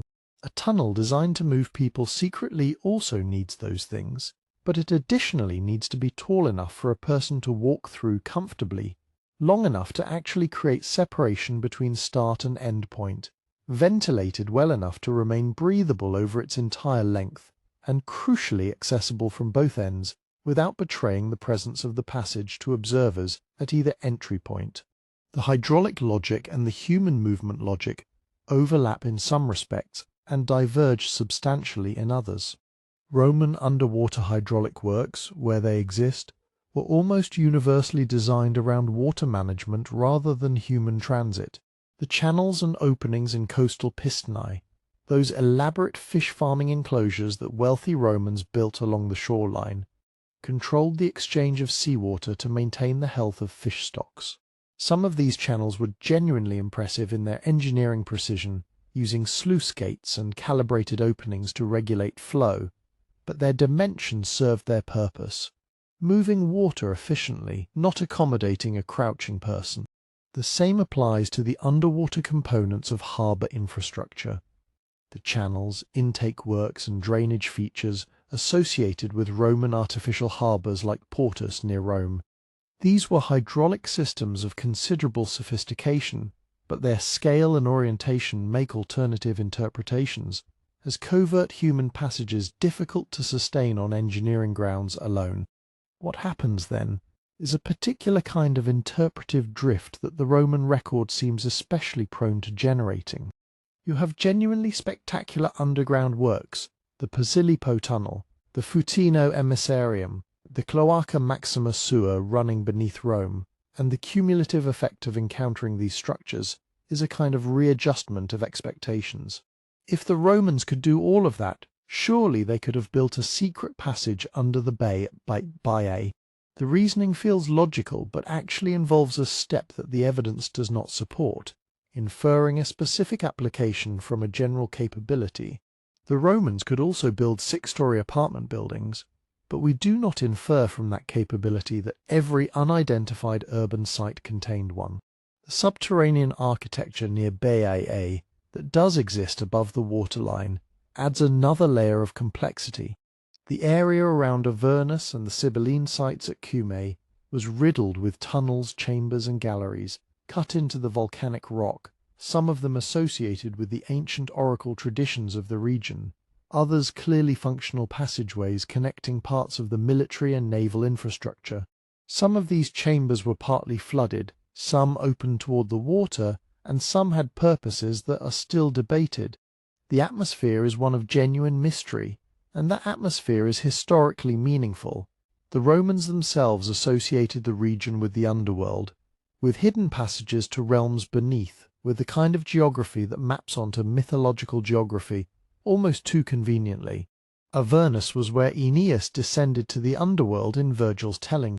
The volcanic landscape, the sulphurous springs, the dark tunnels, and the underground lakes made the region feel like a threshold between the visible and the hidden. That cultural resonance matters for understanding why the secret route stories persist. When a landscape looks like it ought to contain hidden passages, and when the civilization that occupied it was demonstrably capable of cutting tunnels through mountains, the interpretation that hidden passages existed feels almost inevitable even when the direct evidence is thin. The spectacular subterranean works that Roman engineers undeniably built, and which genuinely deserve the admiration they receive, cast a long shadow over adjacent questions. They make the imagination generous in ways that historical scrutiny has to work to rein in. The distinction to hold on to is not whether Romans built remarkable underground structures, because they clearly did. It is whether those structures included marine or coastal passages designed specifically for covert human movement in the locations where the legends have concentrated. Building capability and building intent are different things, and the engineering that moved water so efficiently through Roman underground systems does not, by itself, confirm that the same hands were also cutting secret routes beneath the shoreline. The question of what the ancient sources actually say about these matters becomes, at this point, genuinely important, because capability without documentation leaves the field open to interpretation, and interpretation, as Baiae has already shown, tends to travel in the direction of the most dramatic available story. So let us go directly to the written record, because that is where the most disciplined version of this conversation has to happen. The Romans were, by ancient standards, prolific documenters of their own engineering. Vitruvius wrote his 10-book treatise on architecture and construction sometime in the late 1st century BCE, and it remains one of the most detailed technical manuals to survive from antiquity.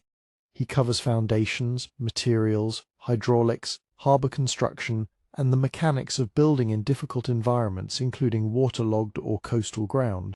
His discussion of pozzolana, the volcanic ash from the Puteoli region that gives Roman concrete much of its underwater strength, is precise and practical, the kind of writing that comes from someone who understood construction problems from the ground up. When Vitruvius describes harbour works, he talks about breakwaters, quays, the management of tidal and current forces, and the engineering challenges of building structures that will remain stable in a marine environment. What he does not describe anywhere in his surviving text is a tradition of constructing covert subaquatic passages for the movement of people. He would have had reason to mention such things if they were standard practice, since his entire project was cataloguing what builders knew and did. His silence is not proof that nothing of the kind existed, but it is worth noting that a writer explicitly interested in hydraulic and marine engineering saw no occasion to discuss it. Pliny the Elder is a different kind of source, encyclopedic, curious, and not always discriminating between solid observation and colourful report. His natural history sweeps across geography, natural phenomena, human construction, and the marvels of the known world with an energy that sometimes outruns his critical faculty. He is genuinely useful for understanding how educated Romans thought about extraordinary engineering feats, and he mentions the Bay of Naples region repeatedly, including its volcanic geology, its thermal springs, and some of its construction.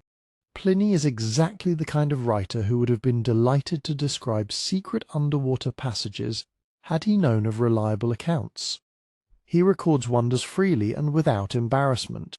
His relative silence on covert marine routes therefore carries a certain weight, though never absolute weight, since Pliny's silences are many, and his coverage is famously uneven. Strabo, whose geography was compiled around the turn of the first millennium, gives us the most sustained ancient description of the Bay of Naples region as a place people actually navigated, lived in, and built upon. He notes the exceptional harbour quality of Puteoli, comments on the thermal anomalies of the coastline, and describes the general character of the settlements. His account of Baiae treats it as a place of pleasure, excess, and extraordinary popularity with wealthy Romans, a resort in all but name. He mentions the tunnels on the Posillipo Ridge, as already discussed, treating them as notable but functional infrastructure. Nowhere in his description of the region does he suggest that Baiae's shoreline contained hidden routes, or that its famously accessible, famously public, famously crowded character concealed a parallel system of private or covert movement beneath the water. His Baiae is remarkable precisely because of how open it was, a place where Romans from across the social spectrum, from emperors to freedmen, came to be seen, to perform their leisure, and to participate in the cultural theatre of the bay. That last point matters more than it might initially seem. The ancient sources who write about Baiae are consistently struck by its visibility and its sociability. Seneca, who disapproved of the place on moral grounds, describes it as a site of conspicuous behaviour, people showing off, people being watched, a geography of display rather than concealment. Cicero, who owned property nearby and wrote about the bay in letters and dialogues, treats the coastal villas as places of retreat from public life, but also as places of social interaction known to visitors and correspondents. Horace, Ovid, and later writers reference Baiae with a mixture of admiration and moral unease, but never with the suggestion that its real life happened in hidden channels below the waterline. The Baiae that emerges from the literary record is one of the most thoroughly observed places in the Roman world, which creates a genuine interpretive problem for the secret route hypothesis, because secrecy and comprehensive literary documentation tend to work against each other. What the ancient sources do support is something different and somewhat more interesting for understanding how movement was actually controlled at important Roman sites.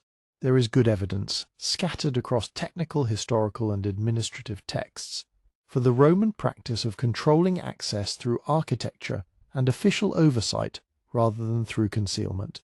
Harbours had designated entry points, inspection processes, and, at major installations like Portus or the military harbour at Misenum, a clear administrative infrastructure governing who could pass through and on what terms. Controlled access and secret access are not the same thing. A passage that is guarded and monitored is not a covert passage, it is an official one with enforcement attached. When sources discuss restricted movement at Roman ports or military facilities, they are generally describing this kind of controlled official access rather than hidden routes unknown to wider observers. There is also an important distinction between the retrospective anecdote and the contemporary document. Some of the more specific claims about secret underground routes at Roman sites come not from writers who were there or who had access to primary records, but from much later commentators working at significant remove from the events or structures they describe. Medieval and Renaissance writers encountered Roman ruins with a mix of genuine curiosity and inherited mythology, and they sometimes produced explanations for visible but confusing features that drew more on imagination than on surviving documentation. A partially buried or flooded passage that had a perfectly mundane original function, a drainage channel, a service tunnel for a bath complex, a submerged harbour feature, could acquire a secondary identity as a secret route once its original context was lost. The written record has layers, and not all layers have equal evidentiary value. The most honest reading of what the ancient sources provide is this. They document Roman capability in hydraulic engineering and tunnel construction in extraordinary detail. They document the existence of controlled and restricted spaces within Roman military and administrative infrastructure. They document the privacy and relative exclusivity of the great coastal villas. And they document a landscape, the volcanic, thermally active, mythologically charged coastline west of Naples, that the Romans themselves associated with hidden realms, underground mysteries, and the geography of the underworld. What they do not document in any technically specific or historically reliable way is a system of underwater or subaquatic passages designed to move people covertly along the Bay of Naples coastline. Reading silence as proof of secrecy is one of the most persistent traps in historical interpretation, and it applies here directly. The absence of explicit ancient confirmation for secret underwater routes does not prove they did not exist. Absence of evidence is not evidence of absence, as the methodological caution goes. But the same logic cuts the other way with equal force. The absence of evidence is not evidence of presence either. When the written record is as rich as it is for the Bay of Naples, when writers as comprehensive as Pliny and as geographically attentive as Strabo left detailed accounts without mentioning what would have been remarkable infrastructure, and when the sources that do exist point toward a landscape of conspicuous display rather than organized concealment, the burden of proof rests heavily on those making the stronger claim.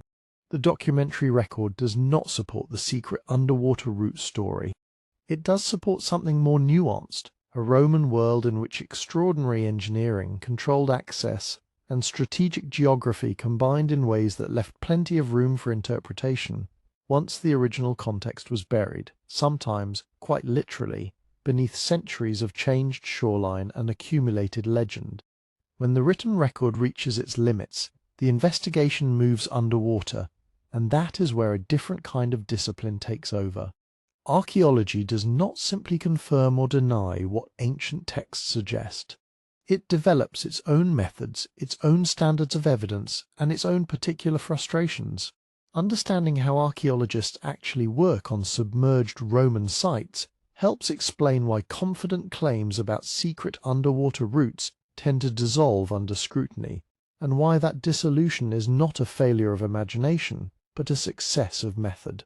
The first challenge is access. Submerged Roman sites along the Bay of Naples exist in conditions that make investigation technically demanding.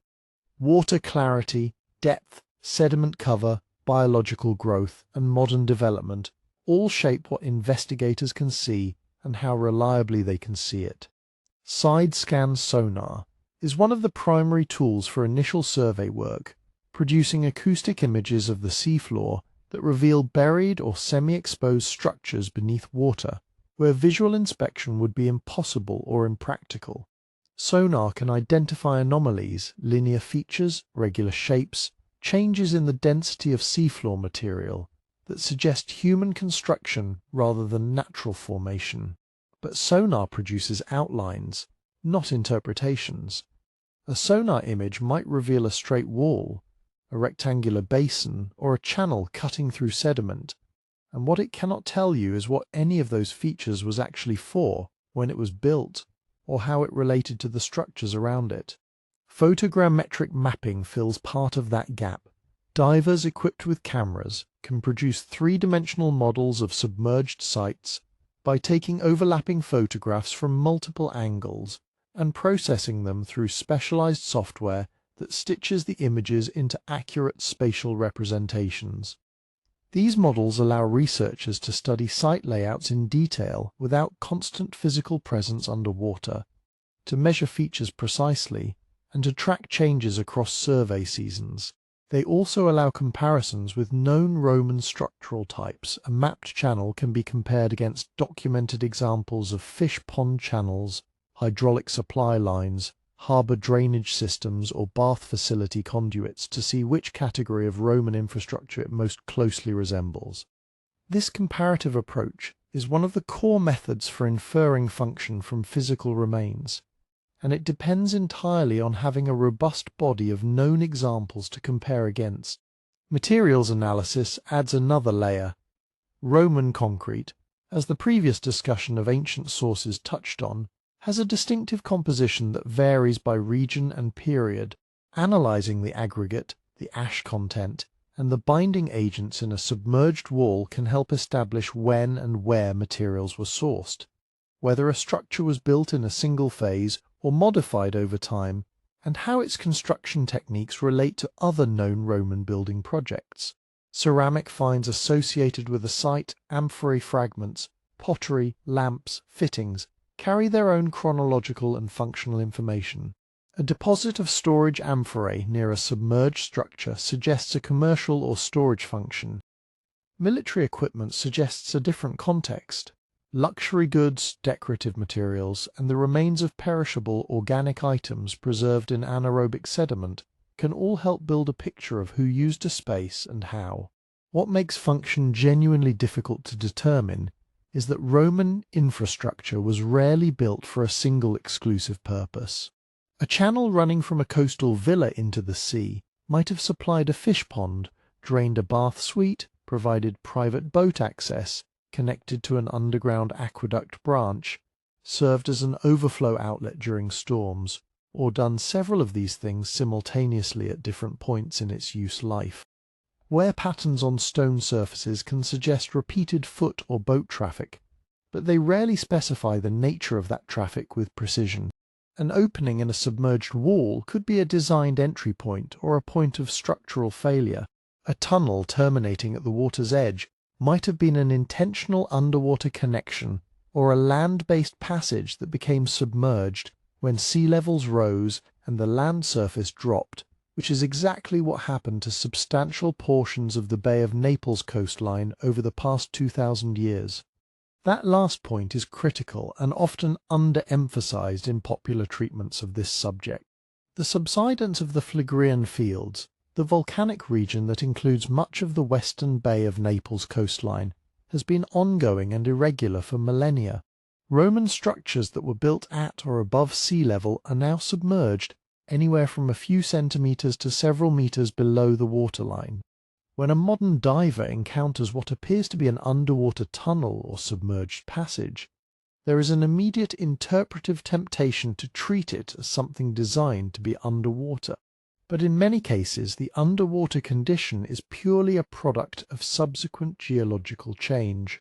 A straightforward land-based service corridor, a drainage passage beneath a bath complex, or a harbour maintenance tunnel might look dramatically mysterious when encountered by divers today, precisely because its current context, water, dim light, sediment, encrusting marine life, bears no resemblance to the dry, functional environment for which it was originally constructed. This is where the gap between popular media narratives and cautious archaeological conclusions becomes most visible. Documentary treatments of submerged Roman sites tend to favour dramatic framing. An underwater passage becomes a secret route. A submerged harbour feature becomes evidence of covert military activity. A flooded chamber with no clear function becomes a candidate for hidden ritual or clandestine movement. This framing is not always dishonest. The sites genuinely are extraordinary, and the visual drama of Roman masonry beneath the sea is real, but it consistently skips the methodological steps that would complicate the narrative. Archaeologists working these sites publish conclusions hedged with qualifications, alternative interpretations, and acknowledgements of incomplete evidence. Those hedges rarely make it into the version that reaches general audiences. The professional standard in underwater archaeology requires that any interpretation of function account for the full range of evidence available, not just the dramatic feature that caught attention, but the surrounding site context, the associated finds, the relationship to known Roman building practices, the geological history of the location, and the question of what alternative explanations would require the evidence to look like. A secret passage needs to be distinguished from a fish pond conduit. A covert landing site needs to be distinguished from a standard coastal harbour feature that simply became less accessible over time. When researchers apply these standards, the secret route hypothesis consistently struggles because it requires multiple assumptions to be simultaneously true: that the structure was designed for concealment, that concealment was the primary function, and that no more mundane explanation accounts for the physical evidence equally well or better. Certainty is genuinely rare in this field, and that rarity is not a weakness of archaeology, but a sign of its intellectual honesty. The submerged Roman world of the Bay of Naples contains real structures, real engineering, and real mysteries about function and intent. Some of those mysteries may eventually yield clearer answers as survey technology improves, as more of the seafloor is mapped in detail, and as the body of comparative evidence for Roman coastal infrastructure expands.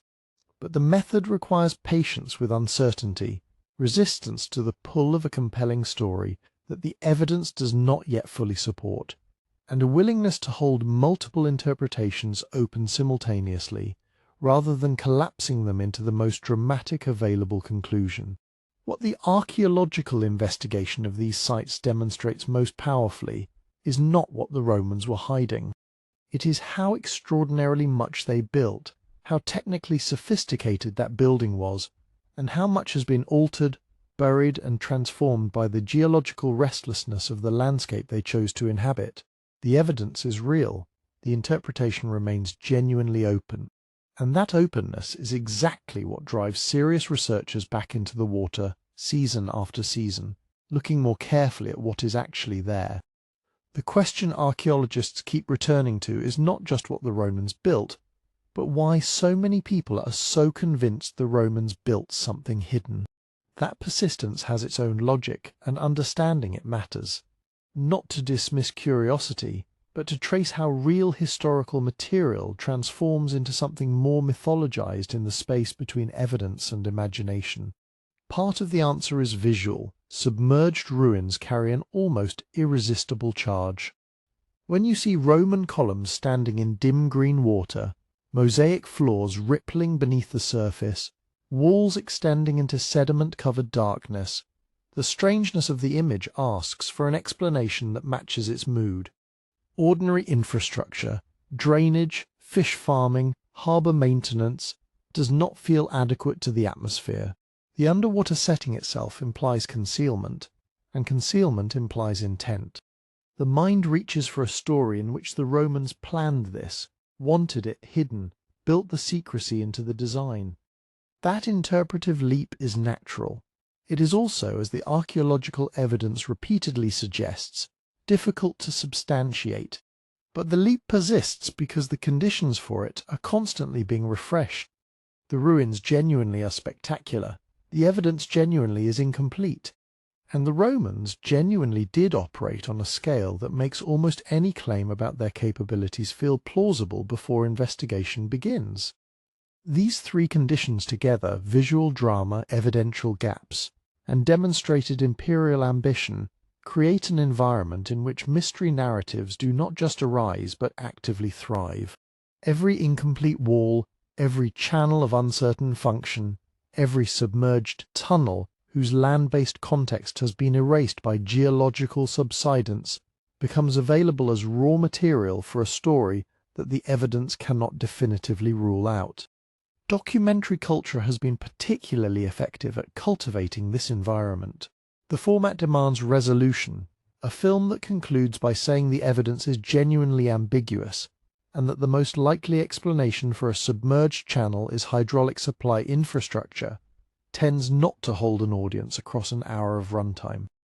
The same film framed around the possibility of a secret imperial escape route, a covert military passage, or a hidden network connecting sites of power, has a narrative shape that ambiguous archaeological conclusions simply cannot provide.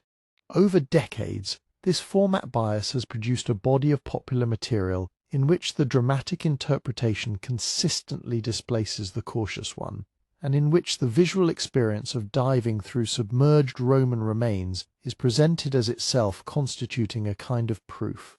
Audiences come away not with a richer understanding of what underwater archaeology can and cannot determine, but with a settled impression that the Romans built secret underwater routes, and that divers have found them.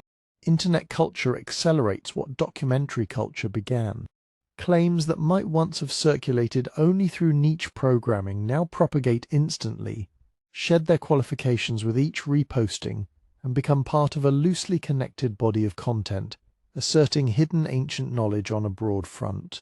The secret Roman underwater route sits alongside claims about advanced ancient engineering, lost technologies, and suppressed historical knowledge that supposedly challenges conventional understanding. This broader pattern is worth naming directly because it shapes how individual claims get received. When the specific idea of secret Roman underwater infrastructure arrives in a context already populated by assertions about ancient Egyptian acoustical technology, Minoan plumbing sophistication, or prehistoric astronomical precision, it inherits the credibility structure of that entire genre, and that genre operates by treating evidential gaps as positive evidence rather than as uncertainty requiring more investigation. The tourist dimension reinforces the cycle. Sites like Baiae, where underwater ruins are genuinely accessible to recreational divers and are actively promoted for that purpose, generate their own local storytelling ecology. Guides have incentives to make the experience vivid. Vivid stories involve drama. Drama involves hidden purposes and powerful people. A standard Roman fish pond becomes the secret bathing complex of an emperor. A service tunnel becomes a passage used for discreet movement between villas. None of this is necessarily cynical. Guides often believe the stories they tell, because those stories emerged from the same documentaries and popular sources their visitors have already encountered. but the effect is to give the mystery narrative a physical anchor, a place you can visit and dive through, which lends it a concreteness that more cautious historical accounts rarely achieve. What is striking, if you step back from the specific claim about underwater routes, is how closely this pattern mirrors the broader archaeology of lost and hidden ancient knowledge. The Romans, in popular imagination, are particularly susceptible to this treatment because their actual achievements were so genuinely extraordinary that the boundary between documented capability and speculative extension is unusually porous. Roman concrete that hardens underwater, aqueducts running for hundreds of kilometers, harbours constructed in open sea conditions, tunnels driven through mountains for road and water supply, all of this is real, verified, and in some respects still not fully understood in terms of the precise techniques involved. When the real baseline is already this impressive, the imaginative step towards secret networks and hidden passages feels proportionally shorter. It is not adding something fantastical to a mundane history. It is extending an already extraordinary one, and this is perhaps the most honest part of the explanation for why the story survives. The real Roman story is already remarkable enough to justify the fascination even before any embellishment. The Bay of Naples in the late Republican and early Imperial periods was a landscape of concentrated wealth, political power, personal rivalry, and architectural ambition that genuinely had no parallel in the ancient world. Emperors did maintain multiple properties in close proximity. Those properties were connected by real infrastructure. The coast did shift, and real structures are genuinely submerged. The engineering was sophisticated enough that uses of water, thermal, recreational, hydraulic, symbolic, were integrated into Roman coastal living in ways that still surprise researchers when new evidence emerges. The mystery narrative does not invent a context out of nothing. It exaggerates a context that is legitimately astonishing. That distinction matters for how we engage with the question rather than simply dismissing it.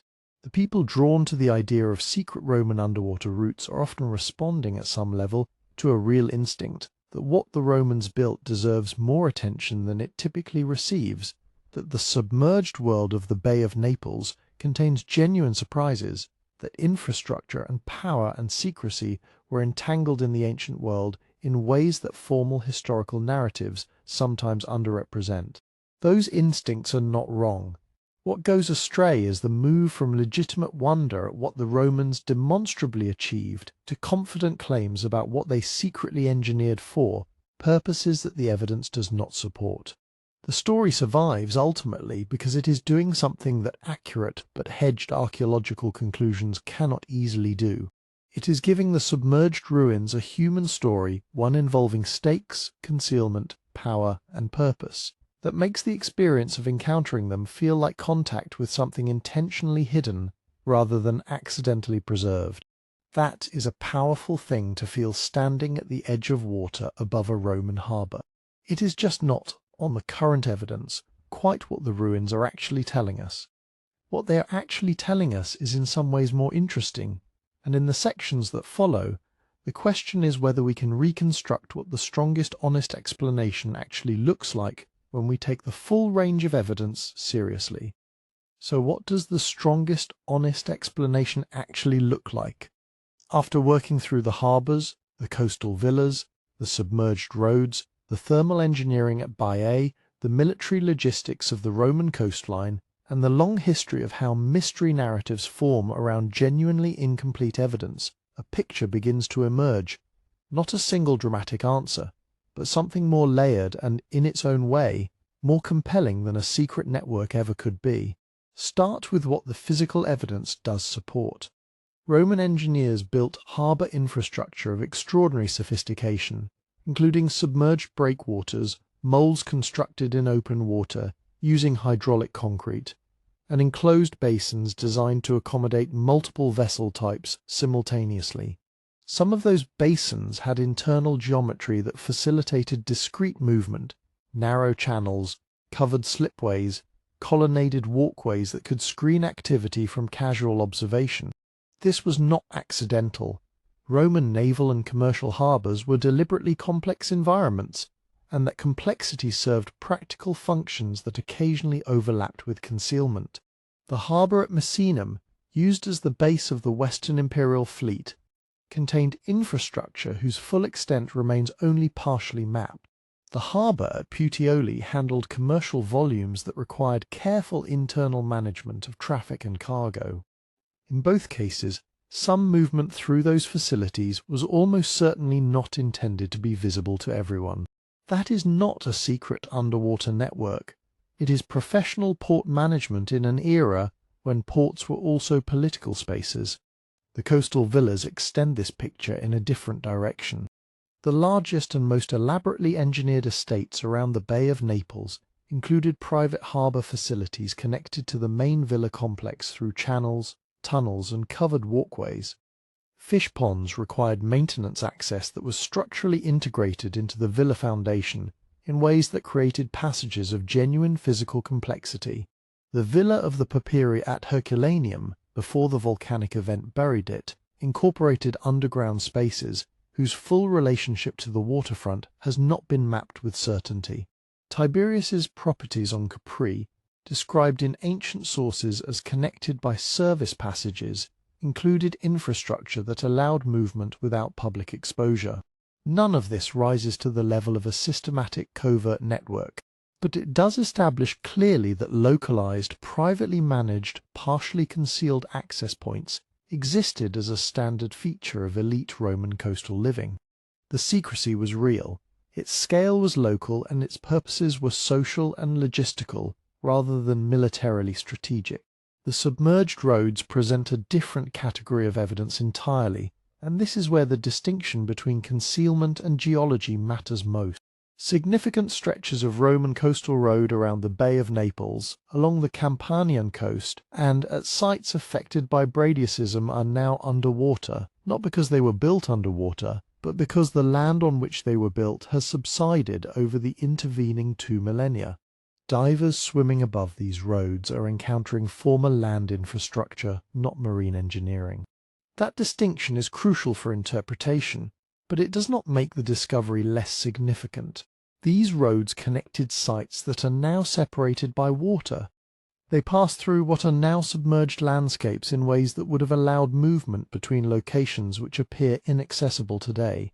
The geological transformation is the key variable that the mystery narrative consistently omits, because omitting it allows the roads to be reframed as intentional underwater passages rather than what they actually are, evidence of how dramatically this coastline has changed.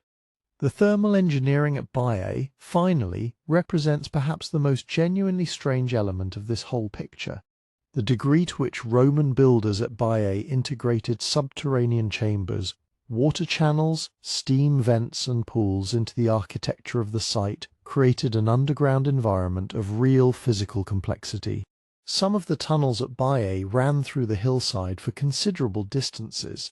The relationship between water supply tunneling, thermal exploitation, and the spatial layout of the buildings above created a three-dimensional infrastructure that still surprises visitors encountering it today. If any single location in the ancient Roman world provides plausible physical material for the idea of hidden underground and underwater passage, Baiae is that location. And Baiae is real, extensively documented, and in many places still incompletely understood. The mystery narrative did not fabricate a context here. It found one and then inflated it beyond what the evidence will support. So the strongest explanation is not a single thing. It is a combination of 4 distinct phenomena that the mystery narrative has collapsed into one. There were real localized concealment features in elite harbour facilities and coastal villas, functional, purposeful, small in scale. There were real land routes that are now underwater due to geological subsidence, not deliberate marine construction. There was real underground water and thermal engineering of genuine complexity at specific sites, Baiae especially, and there was real Roman military and logistical infrastructure in the harbours of the Bay of Naples that included elements not designed for public visibility. These 4 things overlapping in geography and separated in function have been assembled by the mystery narrative into a single concept, the secret underwater route, that none of them individually or collectively actually represents. What remains unresolved is not trivial. The full extent of the submerged harbour infrastructure at Misenum has not been mapped. The relationship between thermal tunnelling and villa architecture at Baiae involves chambers whose original functions are still debated. The precise routes of submerged coastal roads have not been continuously traced in most locations. Ongoing bradyseismic activity means the floor of the Bay of Naples continues to shift, and future investigations may reveal structures whose function will genuinely require new interpretive categories. There is no reason to think the major outlines of what the Romans built here will change dramatically with new discovery. But specific findings, a submerged channel of unusual form, a tunnel connecting two previously unconnected sites, a harbour basin with architectural features that suggest concealment as a design priority rather than an incidental outcome, could shift interpretation in localized ways. The honest position is not that all questions are settled. It is that the framework for answering them is archaeological and geological, not mythological. What the strongest explanation preserves, importantly, is the legitimate wonder that drives the question in the first place. The Romans did build infrastructure of a scale and sophistication that genuinely challenges understanding 2,000 years later. The coastline they built on has changed in ways that make their constructions seem stranger and more hidden than they were in their own time. The social world of the Bay of Naples during the late Republic and early Empire was one in which power, wealth, and concealment were genuinely entangled, in which emperors maintained private estates with private harbours and private access, for real reasons that had to do with real politics. None of that needs to be inflated to be extraordinary. The submerged ruins at Baiae are genuinely astonishing. The harbour works at Caesarea Maritima, built in open water using hydraulic concrete, represent an engineering achievement that still commands respect from modern marine engineers. The fish ponds of Lucullus were not a domestic amenity, but a statement of economic and social power expressed through the deliberate re-engineering of a coastline. The mystery narrative survives because it points towards something real, a history of Roman coastal engineering that is not yet fully told, that lies partly beneath water, and that involved a relationship between infrastructure and power that formal historical accounts have sometimes underweighted. The strongest explanation is not that there were no secrets. It is that the secrets were embedded in ordinary infrastructure, that the concealment was social rather than architectural in most cases, and that the water covering these ruins arrived long after the people who used them were gone, transforming what was once visible into something that now looks, compellingly and misleadingly, like it was always meant to be hidden. And that, ultimately, is where we find ourselves standing, at the boundary between what Roman hands actually built and what centuries of imagination have added to the blueprint. The underwater route mystery did not emerge from nowhere. It emerged from the collision of three powerful forces: Roman technical ambition that genuinely exceeded what most people expect from the ancient world, a coastline that has shifted so dramatically it makes former land look like deliberate seafloor construction, and a very human tendency to reach for the most dramatic explanation when ordinary ones feel insufficient. None of those forces is dishonest on its own. Together they create something that is more fiction than fact, but is rooted at every turn in something genuinely worth knowing. What the Romans actually built along these coasts was extraordinary enough to need no embellishment. Engineers who poured hydraulic concrete into the open sea and watched it harden into harbour walls. Architects who channeled volcanic steam through subterranean rooms to heat the bodies of wealthy visitors.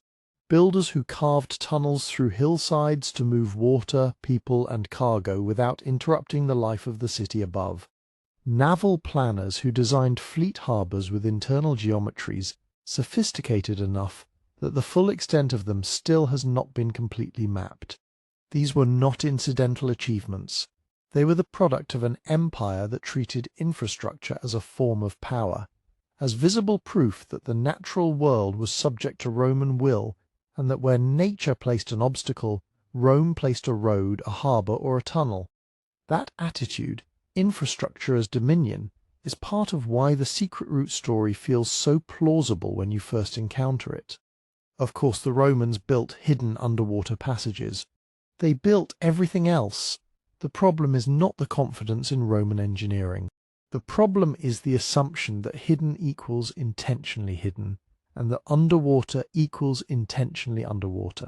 Once you separate those assumptions from the evidence, the picture clarifies. Submerged roads are former land roads on a coast that sank. Tunnels at Baiae moved steam and water, not covert military units. Villa passages served fish ponds and private harbours, not imperial conspiracies. The engineering was real. The secrecy it created was mostly incidental, local and social, not strategic in the way the legend suggests. And yet, even knowing all of this, there is something genuinely moving about looking at those submerged columns at Baiae, or swimming above a Roman road that now rests several meters beneath the surface of a bay that once was dry land. The ruins are real. The water over them arrived without anyone's permission, pulled there by geology operating on a timescale that no Roman planner could have anticipated or controlled. The transformation of that landscape is its own kind of story, a story about impermanence, about how the most powerful civilization the ancient Mediterranean world produced could not hold its coastlines still, and about how time turns the visible into the hidden and the ordinary into the mysterious. Some of the most compelling ancient mysteries are structured exactly this way, not fabricated from nothing, but assembled from real ruins, seen through changed landscapes, filtered through incomplete sources, and amplified by the very reasonable human suspicion that powerful people in the past were doing things they did not want everyone to see. In the case of the Romans on the Bay of Naples, that suspicion is not entirely wrong. Emperors did maintain private estates with private harbours. Elite families did engineer their coastlines to control access. Military harbours did contain infrastructure not meant for public eyes. The secrets existed. The legends simply located them in the wrong place and gave them the wrong shape. What remains open is not nothing. Ongoing archaeological work beneath the Bay of Naples continues to produce discoveries that require interpretation. Baiaeism keeps moving the floor. Future surveys may find structures whose design genuinely demands new categories.